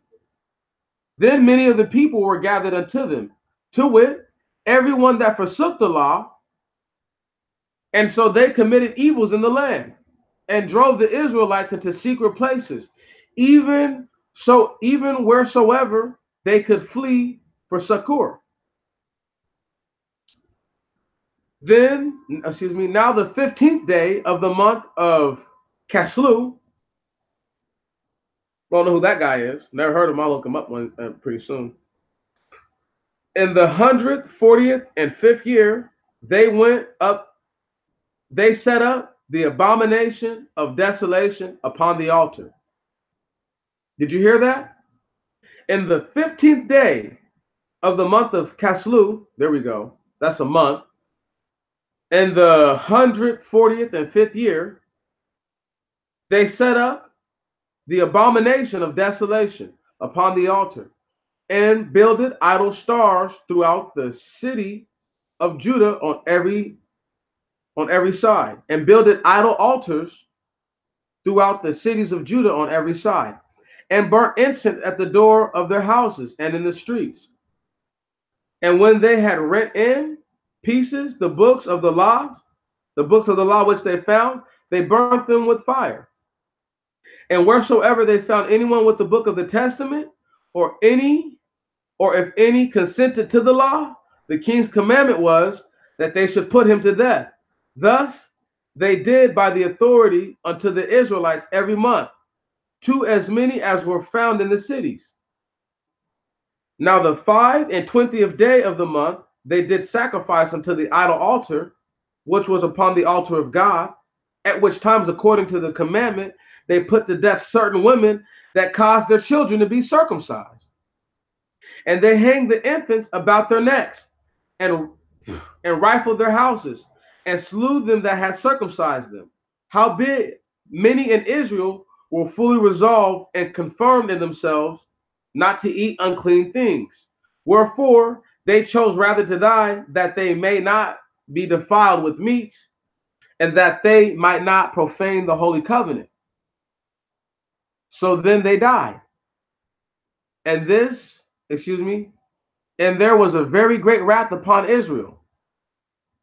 In those days arose Matthias, the son of John, the son of Simeon, a priest of the sons of Joarib, from Jerusalem, and dwelt in Modin. And he had 5 sons, Johanan, called Cadiz, and Simon, called Tassi, Judas, who was called Maccabeus, Eleazar, called Avaran, and Jonathan, whose surname was Aphus. So his sons had regular names that were Israelite names, but he gave them Grecian names so that way they could fit in. Verse 6, and when he saw the blasphemies that were committed in Judah and Jerusalem, he said, woe is me! Wherefore I was born to see the misery of my people and of the holy city, and to dwell there, when it was delivered into the hand of the enemy, and the sanctuary into the hands of strangers. Her temple is become as a man without glory. Her glorious vessels are carried away into captivity. Her infants are slain in the streets. Her young men with the sword of the enemy.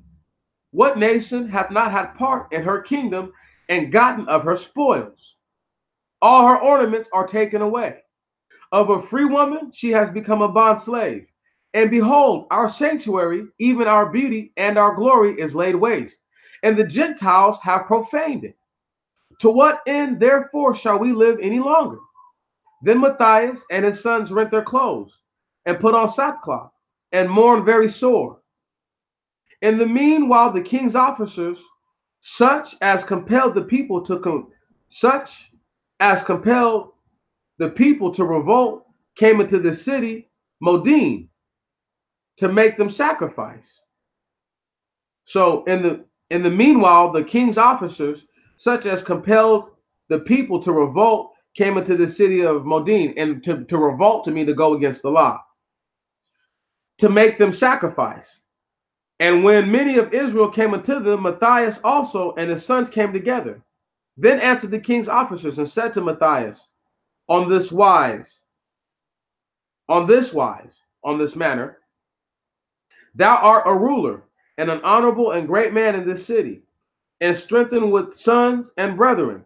Now therefore come thou first and fulfill the king's commandment, like as all the nations have done, yea, the men of Judah also, and such as remain at Jerusalem.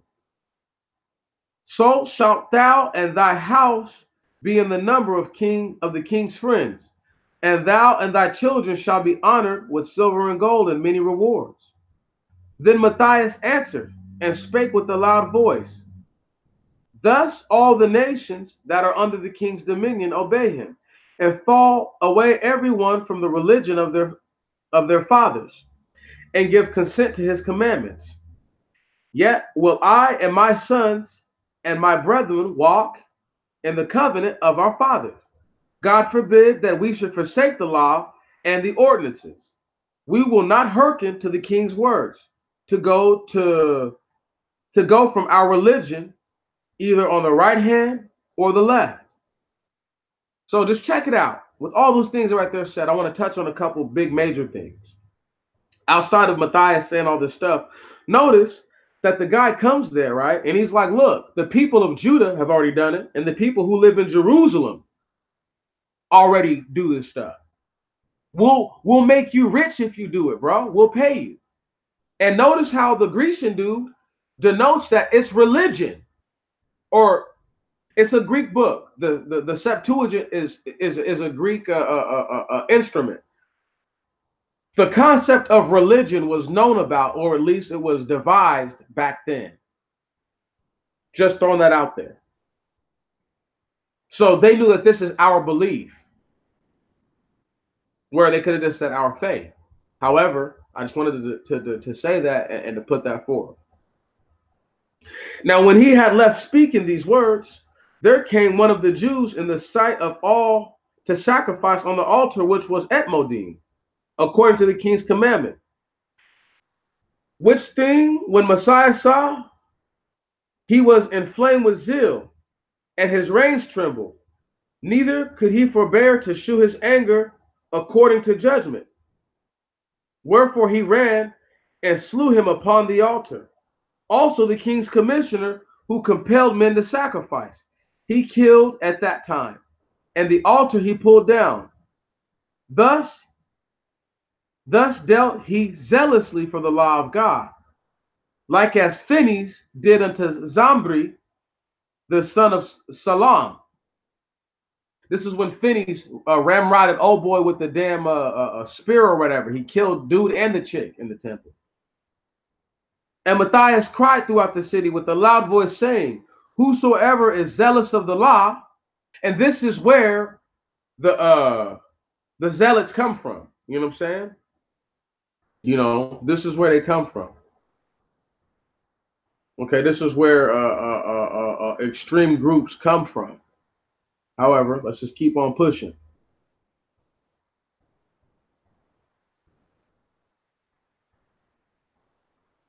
Whosoever is zealous of the law and maintaineth the covenant, let him follow me. So he and his sons fled into the mountains and left all that ever they had in the city. Then many that sought after justice and judgment went down into the wilderness to dwell there, both they and their children, and their wives, and their cattle, because afflictions increased sore upon them. Now when it was told to the king's servant and the host that was at Jerusalem in the city of David, that certain men who had broken the king's commandment were gone into the secret places in the wilderness, they pursued after them a great number, and having overtaken them, they camped against them and made war against them on the Sabbath day. And they said unto them, let that which ye done hitherto suffice. Come forth and do according to the commandment of the king, and ye shall live. So it's pretty much like, everything you guys have done, don't even worry about that. Just come and do what we were supposed to do, and we won't kill you. But they said, we will not come forth, neither will we do the king's commandment to profane the Sabbath day.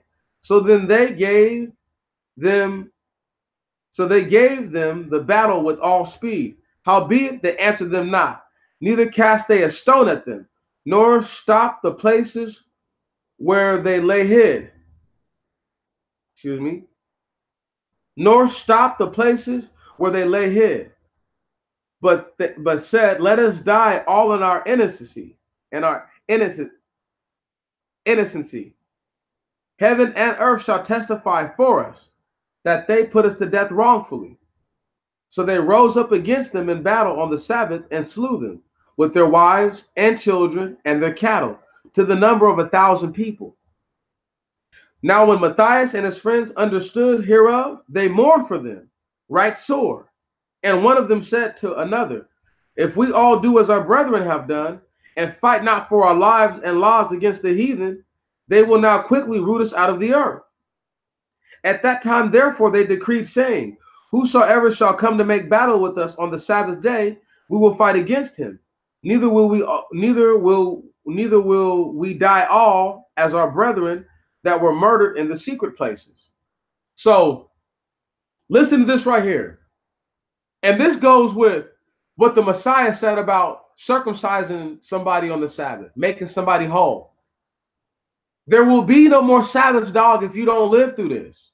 You will never get to make a piety, show your true remorse, and how sorrowful you are, the woe of your spirit to the Most High if you get killed. He's like, forget that. I don't want to die like that. So whoever was talking, I'm not sure who the brother was, but he was like, we can't do that, y'all. If we do that, we're going to get killed like our brothers and our sisters did. And they'll kill us out of all. We don't got to worry about it. Pretty much all the Israelites who don't worship the law, there will be no Israelites left. We'll be dead. We'll be done. Because these people who are supposed to be us, they don't even practice the law anyway. Here we go. Verse 42 of chapter 2. Then came there unto him a company of Assyrians, who were mighty men of Israel, even all such voluntarily devoted unto the law. Stop right there. Who are these guys? How could you be people of Israel, be mighty men, be devoted to the law, yet the Grecians haven't accosted you? That makes no sense. The Assyrians are converts. They're converts. They're not real Israelites. Okay? They are not real Israelites. I can't stress that enough. Can't stress that enough. This is why they would say all were voluntarily devoted unto the law. Why wouldn't you? How can you be involuntarily devoted? Right. Until you're forcefully made to do something, it's all voluntary. If you don't do something the right way, you're not doing what I asked you to do anyway. However, let's just keep it pushing. Also, all that fled for persecution joined themselves unto them and were stayed unto them. So it dignifies right there that the people who were persecuted, it says, and also, also all they that fled for persecution. So they're different. The Assyrians didn't flee for persecution, yet they're devout men of it. How? How are you mighty men of Israel? If the people have been getting killed, you haven't been doing anything. It just doesn't make sense, y'all. It doesn't make sense. That's not the wickedness of the scribe's pen. That's how they wrote it. So that way people would be confused. Because if you understand what you're reading, then it's kind of easy to see that they're lying. You know what I'm saying? Like, at least not being all the way honest. And that's just how we have to, we have to look at it. Let's just keep it pushing. Verse 44. So they joined forces and smote sinful men in their anger and wicked men in their wrath, but fled the rest to the heathen for succor, for like aid, like, help, right? You know what I mean?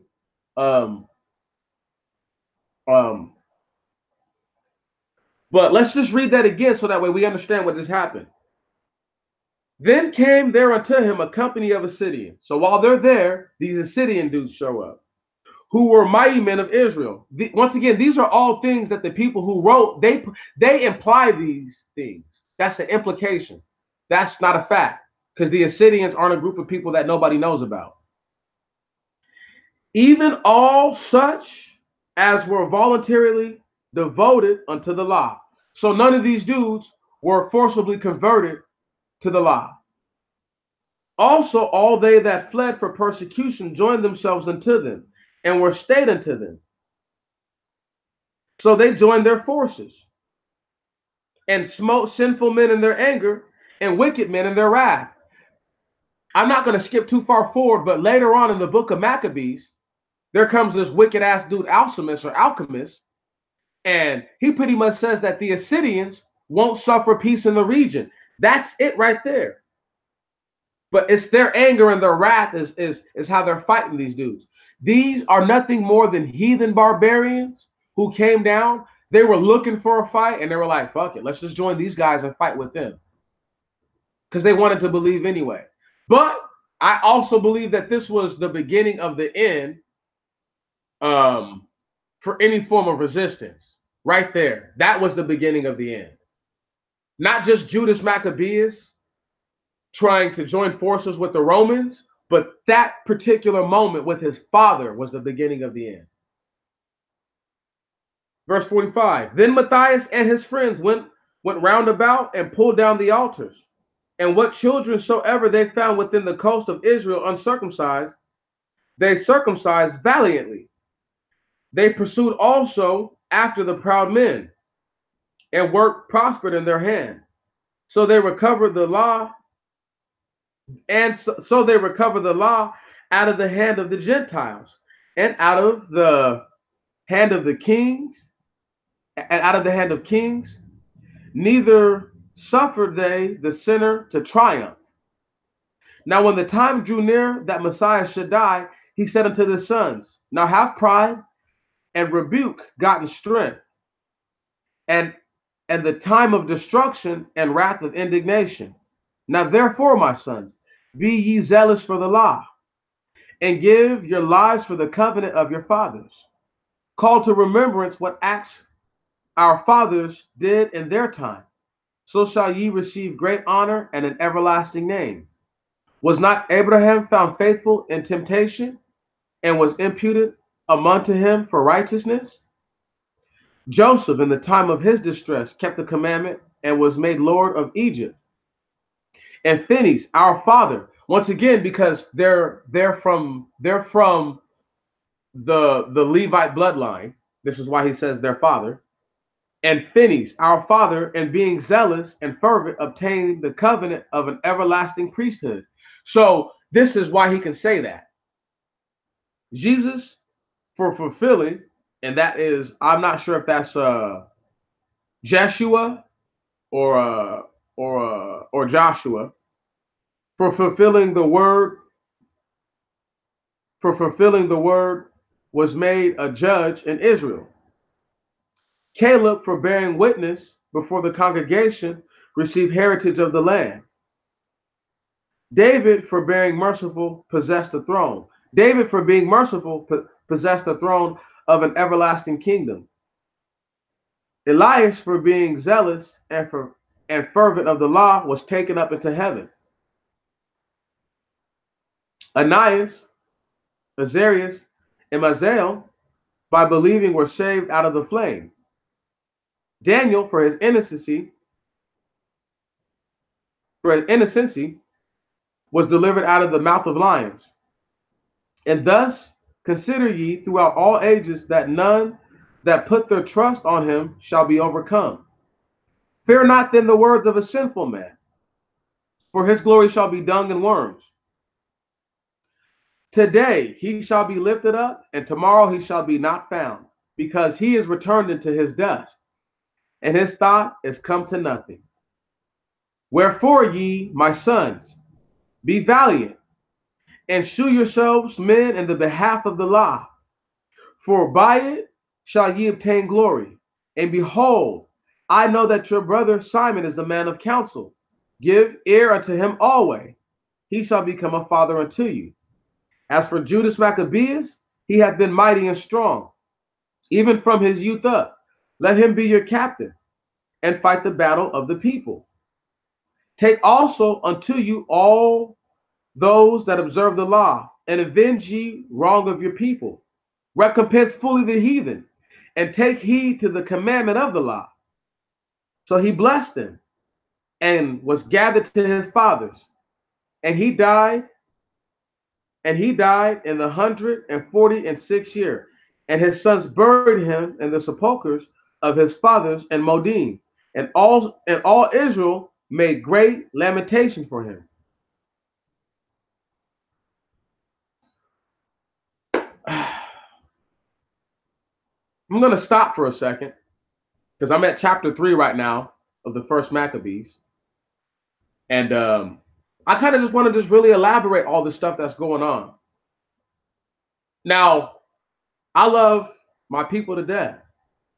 I would never tell you to disregard the book of the Maccabees, Because there's things that we're going to read about in here. I told you about stuff that was messed up already.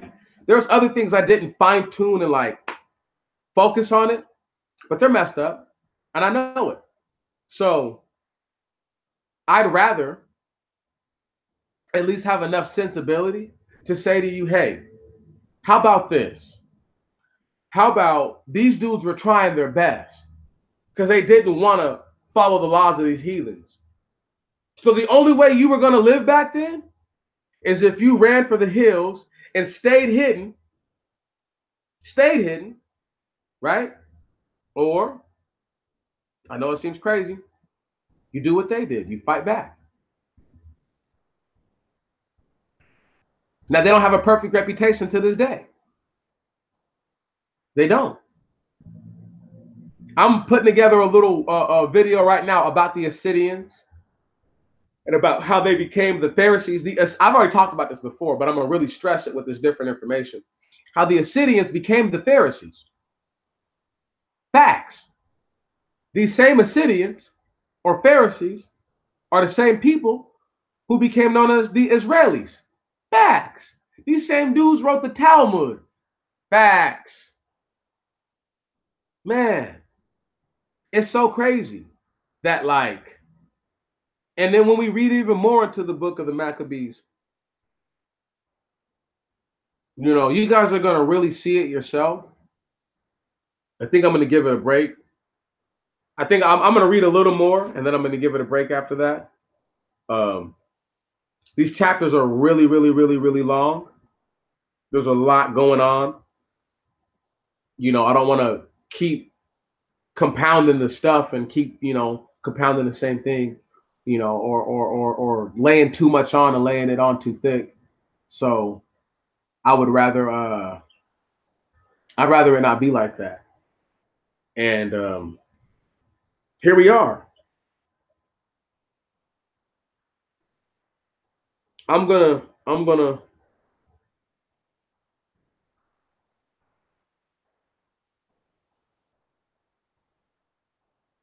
read this real quick and then I'm gonna let it go. The first maybe 5 or 6 verses of the 3rd chapter. Then his son Judas, called Maccabeus, rose up in his stead, and all his brethren helped him, and so did all they that helped his father. And they fought with chilferness, the battle of Israel.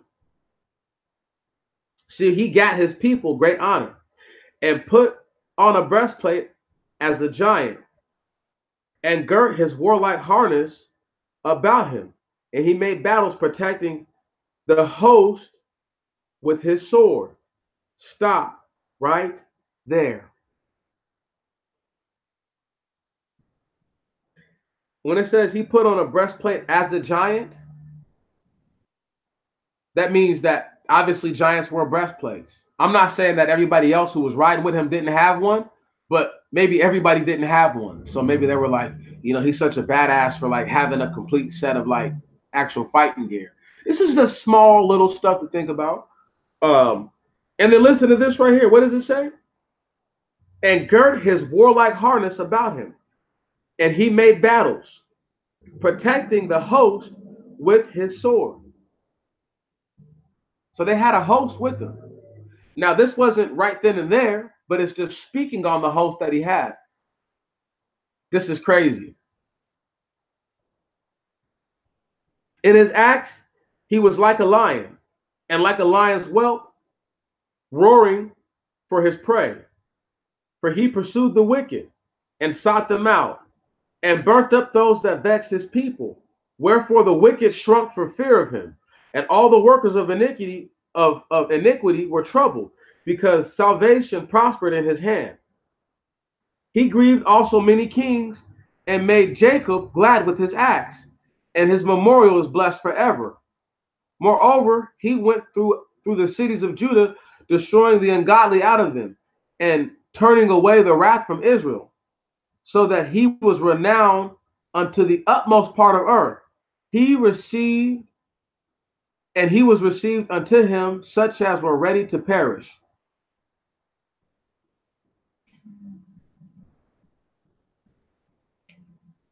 Let me just say something. This dude is known for doing something at a time, and he's a real Levite. You understand? The Levites are zealots. This is why the Most High was like, Levi and Simeon can't be together.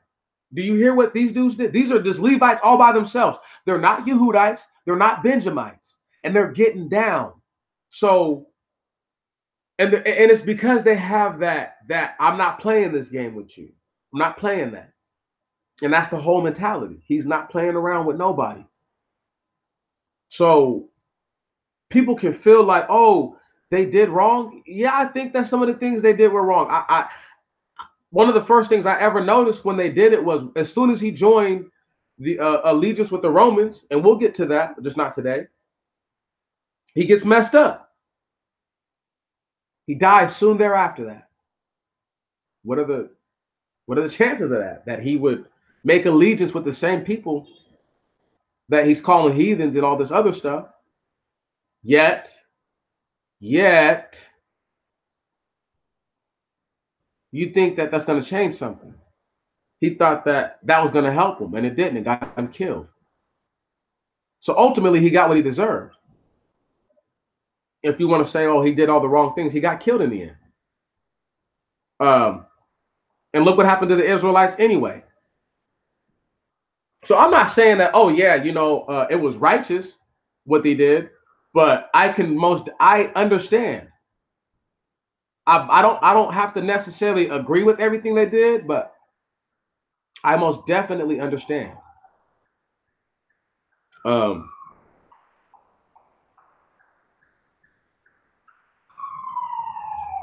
I'm gonna let it go now.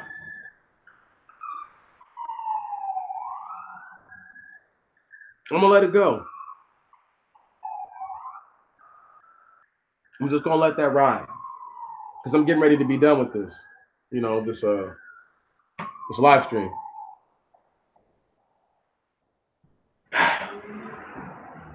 It has been a very interesting live stream. Very interesting.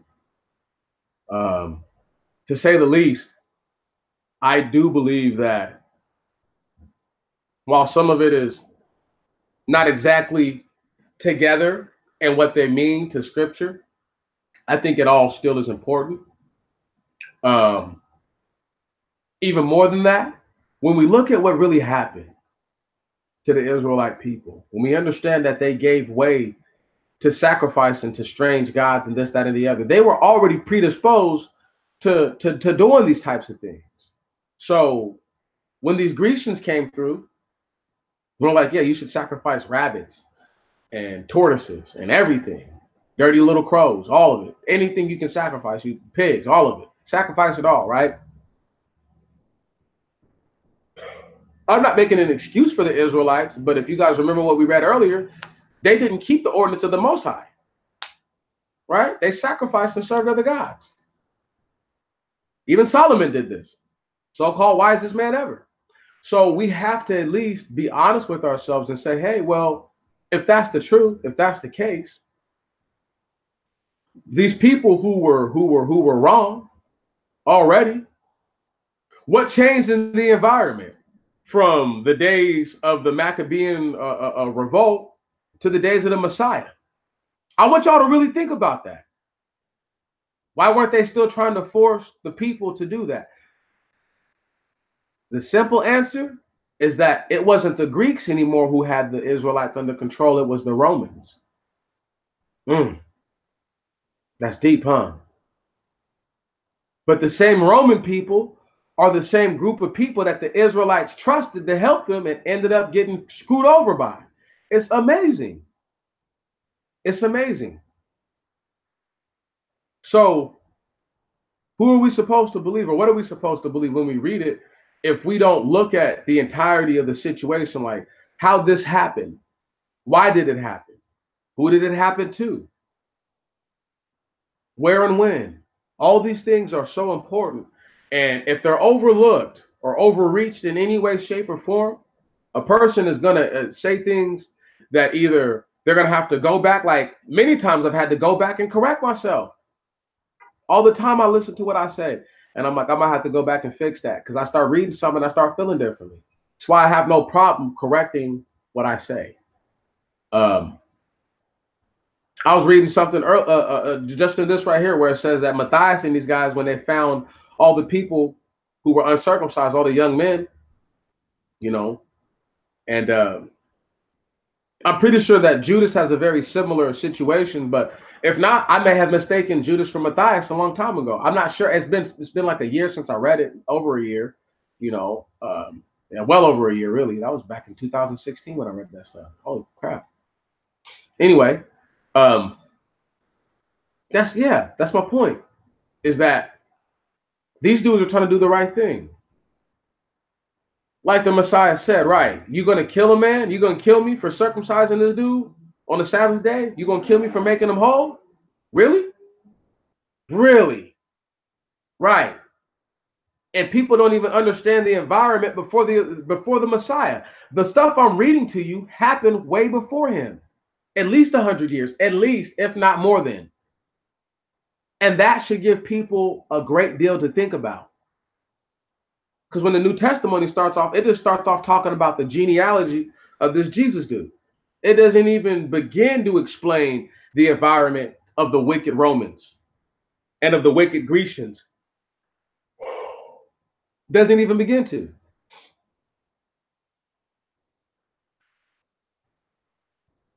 I got some stuff in my head that I want to get off my chest this week. Got a bunch of different stuff.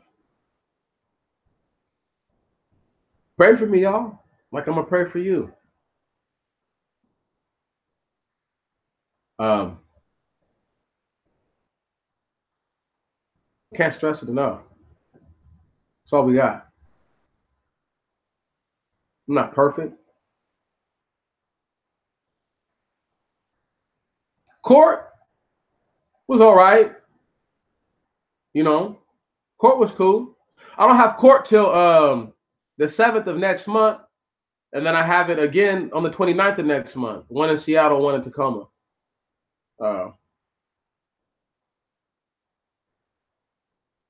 If the dude interviews the police officers like he said he's going to, then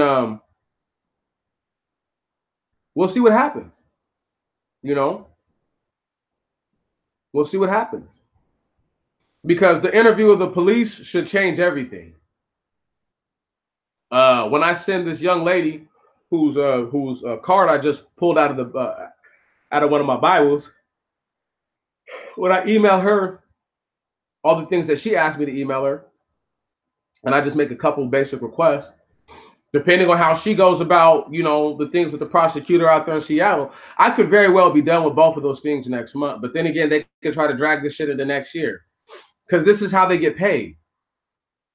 They don't get paid by dismissing a bunch of charges before they have people with new charges.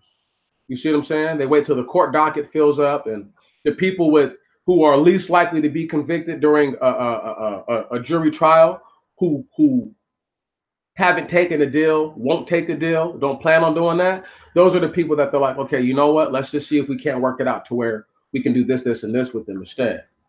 You know, but we'll see how everything goes. But I just want y'all, man, to get some good rest. It's going to be a crazy week. Halloween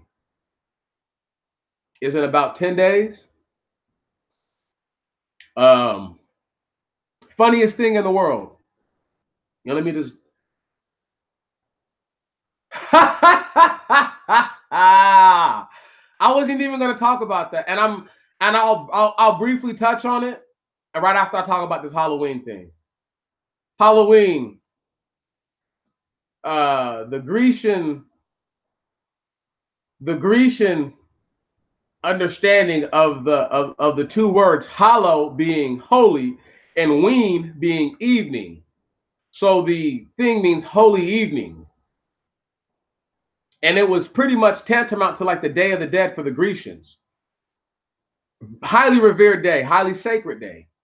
So the fact that people run around and give children candy and all that stuff and do all these other things and try to conjure demons and all that,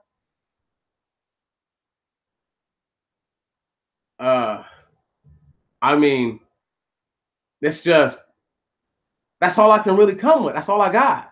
You know, it's like they're taught something that is totally counterproductive and diametrically opposed to the beliefs of these so-called Grecian people, to these Greek people. It goes against everything that they believe, you know.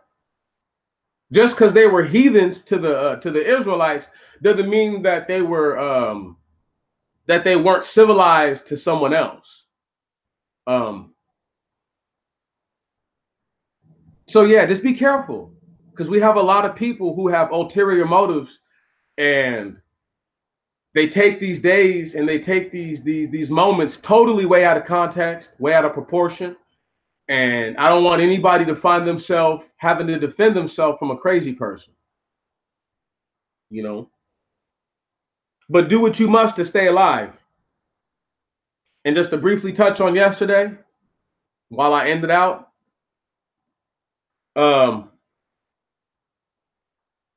if I did anything that you guys thought was underhanded or foul, I apologize to you guys.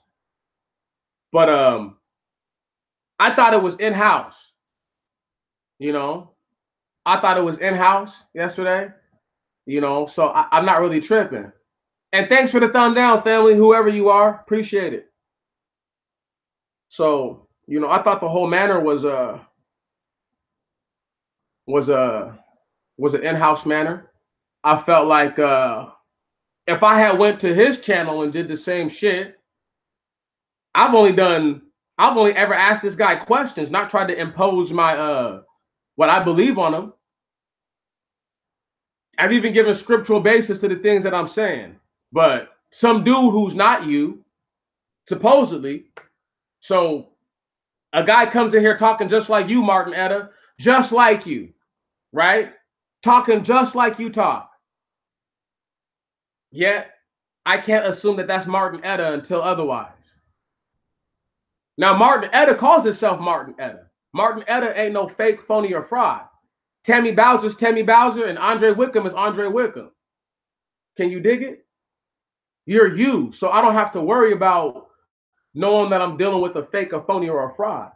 But when somebody comes into a place, into a dominion, where, number one, I didn't ask them to come, not that they weren't invited, but I didn't ask them, and then they try to impose what are another person's beliefs, doctrines, that I know verbatim. You know what I'm saying? There's stuff I could say right now, like I had a conversation, you know, in confidence with a brother of mine, and I won't say, you know, no names, but I had pretty much said, you know, right? I'm just saying, though, dog, right? It sounded just like Scribe, right? And then if I'm lying, if I was wrong, why didn't they both just join the live stream? Why didn't Scribe join? And why didn't the other dude join? We all know it was Scribe. Scribe knows it was Scribe. But the thing is, though, is like that to me, that was more hurtful than it was helpful. Because he could have just came as himself. He could have been Scribe the whole time. And just and he could have just said, bro, I still think all Gentiles are white people. And I would have gladly handled that a lot differently. But the fact that you make me run a fake character into the ground, right? And you make me become disrespectful just so that way I can goad you out of hiding. That's absurd, bro. That's absurd, you know? And I mean, what can you do about it? But today was popping. You know what I mean? I don't give a damn about the thumbs down. You feel me? Today was popping. Talked about the inheritances. I started in Genesis, went to Deuteronomy, then I went to the book of the Judges, touched up the book of the Kings, touched up a bunch of different stuff today. Read some stuff out of the Maccabees, read about that dirty guy Paul. I mean, today was a far cry from yesterday. And what I was trying to do yesterday was, before the whole thing veered off course, I was going to bring up the book White Trash again and really show how we've been in white heaven and how her book explains that we've been there. But I didn't even get there. You know, yesterday was supposed to be a classic one. it turned into a different kind of classic. I don't know what to say. You know, I would just pray that you guys understand that I'm not out here to be holding hands with everybody. I mess with y'all because y'all mess with me. This is a two-way street.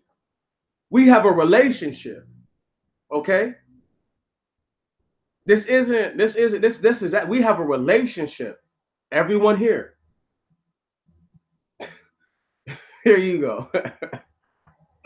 But we do. And we have to love each other and do our best to respect each other. And when we feel like we can't be respectful, we need to fall back. Now, to my own defense, I know Scribe doesn't even know this. I don't know how many months ago. It was earlier this year. Scribe did a live stream with the reluctant Nabi. So when he was like, "Where's the link at?" and all this stuff and all that stuff, I thought that was amazing because I'm like, this guy's been on a live stream before, and he might not remember that he was on a live stream, but I watched it. Right. I watched it, and I remember. How about that? So you can't say you've never been on a live stream before. That would be a bold-faced lie. But because I have to bring up all this kind of shit, I have to bring it all out all the time just to make it seem as if I'm not being an antagonist towards this man, right? And I'm definitely not a hater of him. I done told everybody time and time again how much I learned from bro. But there's a lot of things I didn't learn from him. There's a lot of things I learned in transit with other people. And I think that Cuddy can't accept that I'm my own person. But I always encourage everybody who we all deal with each other in like manner, be your own you, be you. I would rather you believe what you believe because that suits you. And then whenever you come to a different form of understanding that may still be different than mine, at least you're progressing in a manner that you think is conducive. I don't know what's helpful for everybody. I can't say that. All I can do is say, okay, look, I pray you do what's best for you at all times. I pray that you don't ever fall down by the wayside, ever. Right. But I don't ever, never, and there's a lot of dudes whose stuff I go to. I'll give you a prime example. The other day, I had left a little comment in O'Shea Duke's comment section, and I was just pretty much saying how dudes always, they always, belly aching about the so-called penis guardians, what they call the dick police, and they're always crying about this, right? But the only dudes who cry about that are dudes who want interracial access. And so what I put on the comment was, I think it's funny that a dude was, talking about people who were pro-black, but these same people be talking about the dick police. And I thought that was funny, right? And then he was like, "You sound mad, bro."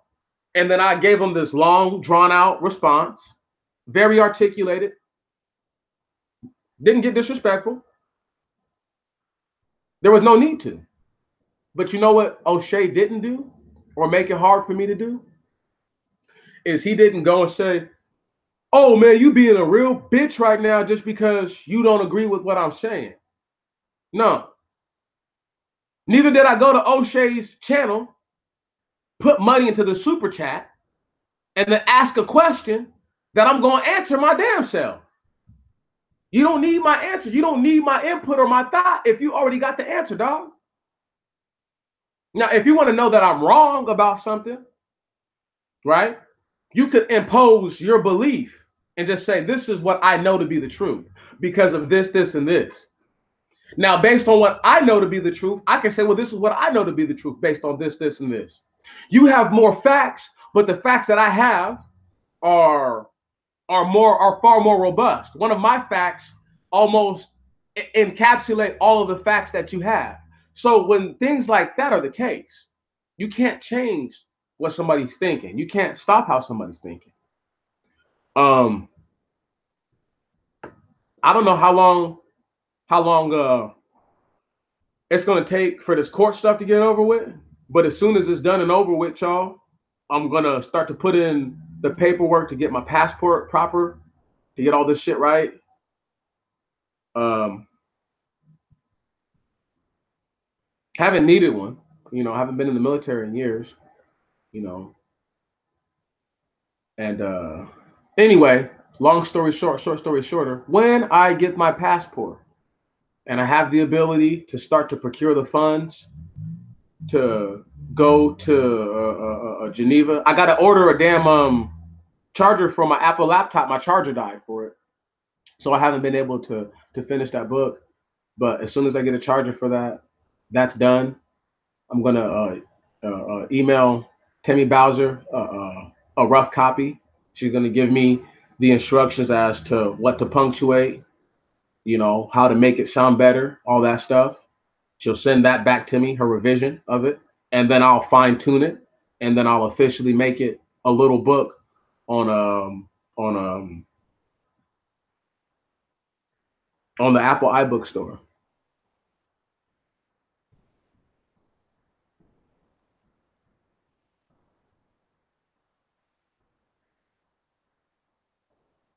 What? I don't understand this guy. Anyway, I'm not mad at you, fammy. I'm not mad at you, fam. But I don't. Tammy, get this dude, please. Somebody get this. Martin, Andre, somebody get this guy. Somebody does. Don't time him out. Just fucking. Just keep an eye on him. If he say anything else stupid, just get rid of him. Cause I'm trying to just get done with this real quick. I'm supposed to have been done like 20, 30 minutes ago. So, thank you. Thank you. Appreciate it.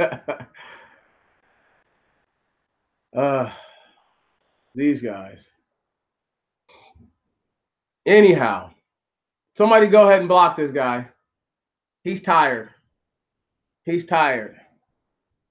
He's no. He's sleepy tired, y'all. He's sleepy tired. He wants to be blocked. Go ahead and take him out. Wow, YouTube is having a good old time right now, aren't they? Boom, boom, boom, boom. Hold on a second, dog. Don't trip. I got you, bro.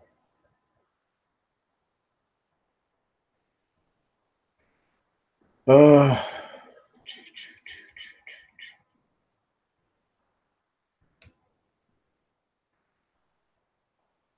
so here we are.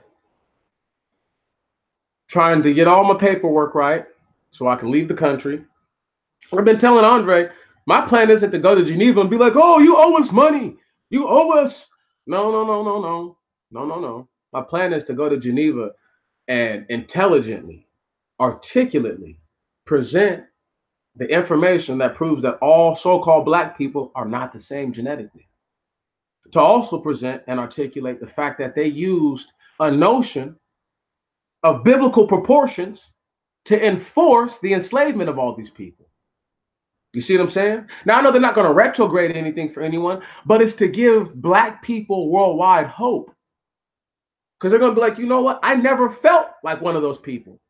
Right. They don't identify with anything that you go through. They don't identify as you. They're not you. And they deserve that much. They deserve that much. So what's wrong with that? What's wrong with me being able to say, hey, you know what? That guy over there with super duper loose curly hair, and he's dark as I don't know what. And he's like, yeah, he's from Australia or he's from New Zealand and he's a true Aboriginal man.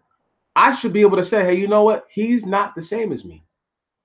And if he agrees to that, and we both know that's already the truth, then there should be no friction from a group of people who have white skin and get distinction between their white skin, and they all look the same. Right. So if you're going to distinguish them, you have to and you must distinguish between us. It's only righteous. And there's a lot of people who are going to be like, oh, meats that'll never work, bro. And it's like, this is one of the first steps to Black people. Because if it caught just a little win for Black folks, imagine how that changes their thinking. Imagine how that changes their thinking when they're like, this dude is going, he seems crazy, but everything he said was in line with history. A spoiler alert for my new video coming out this week. I got a couple I'm gonna drop them, but there's one that's about to be El Fuego. It's about to be straight fire. The dude who is the father, known as the father of modern genetics, he was a Catholic friar under the Augustinian order. Now, why that's so important? Because everything he got from the Bible. Woo! Say that then.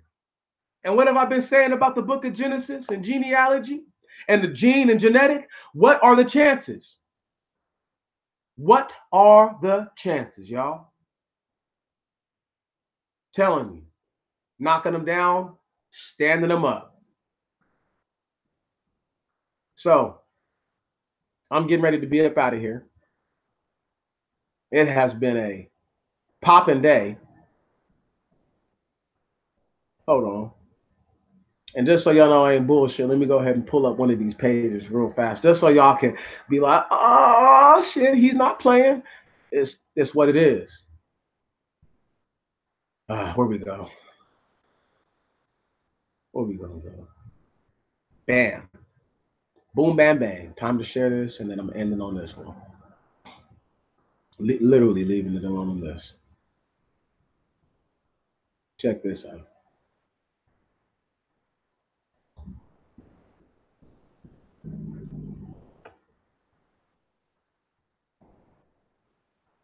Gregor Mendel is usually considered the founder of modern genetics. Though, listen, why does he say farmers in particular? Though farmers had known for centuries, millennia, that crossbreeding of animals and plants could favor certain desirable traits, Mendel's pea plant experiments conducted between 56 and 1863 established many rules of heredity. Now, here we go. An Augustinian monk, just so that way don't nobody think I'm trying to pull one over on him.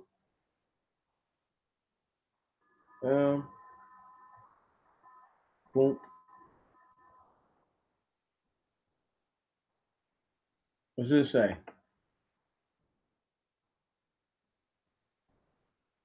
The Order of St. Augustine was what? Founded when? 1244 in Italy, when several communities of hermits living in the region of Tuscany came together to ask Pope Innocent IV that they may be united under one common rule of life and one superior general, like other orders that had been recently founded. Stop right there. Now let's look at this modern day version of it. Now, if it has niggas in it now, and 12 whatever something Italy, unless you're talking about these are all Anglo people, I'll put money on it there was niggas in it back then. However, you know, I am really one dude on a little ass island. Try my best to put the message in the bottle and praying to God it doesn't break before it gets to you.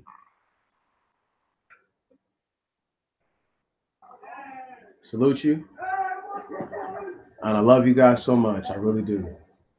Man, I hope that it is a blessing this week to just be alive and that you find something to be happy about and you find contentness in your existence. May the Most High continue to open our minds and our hearts to Him, that we may actually have a chance at salvation. Amen.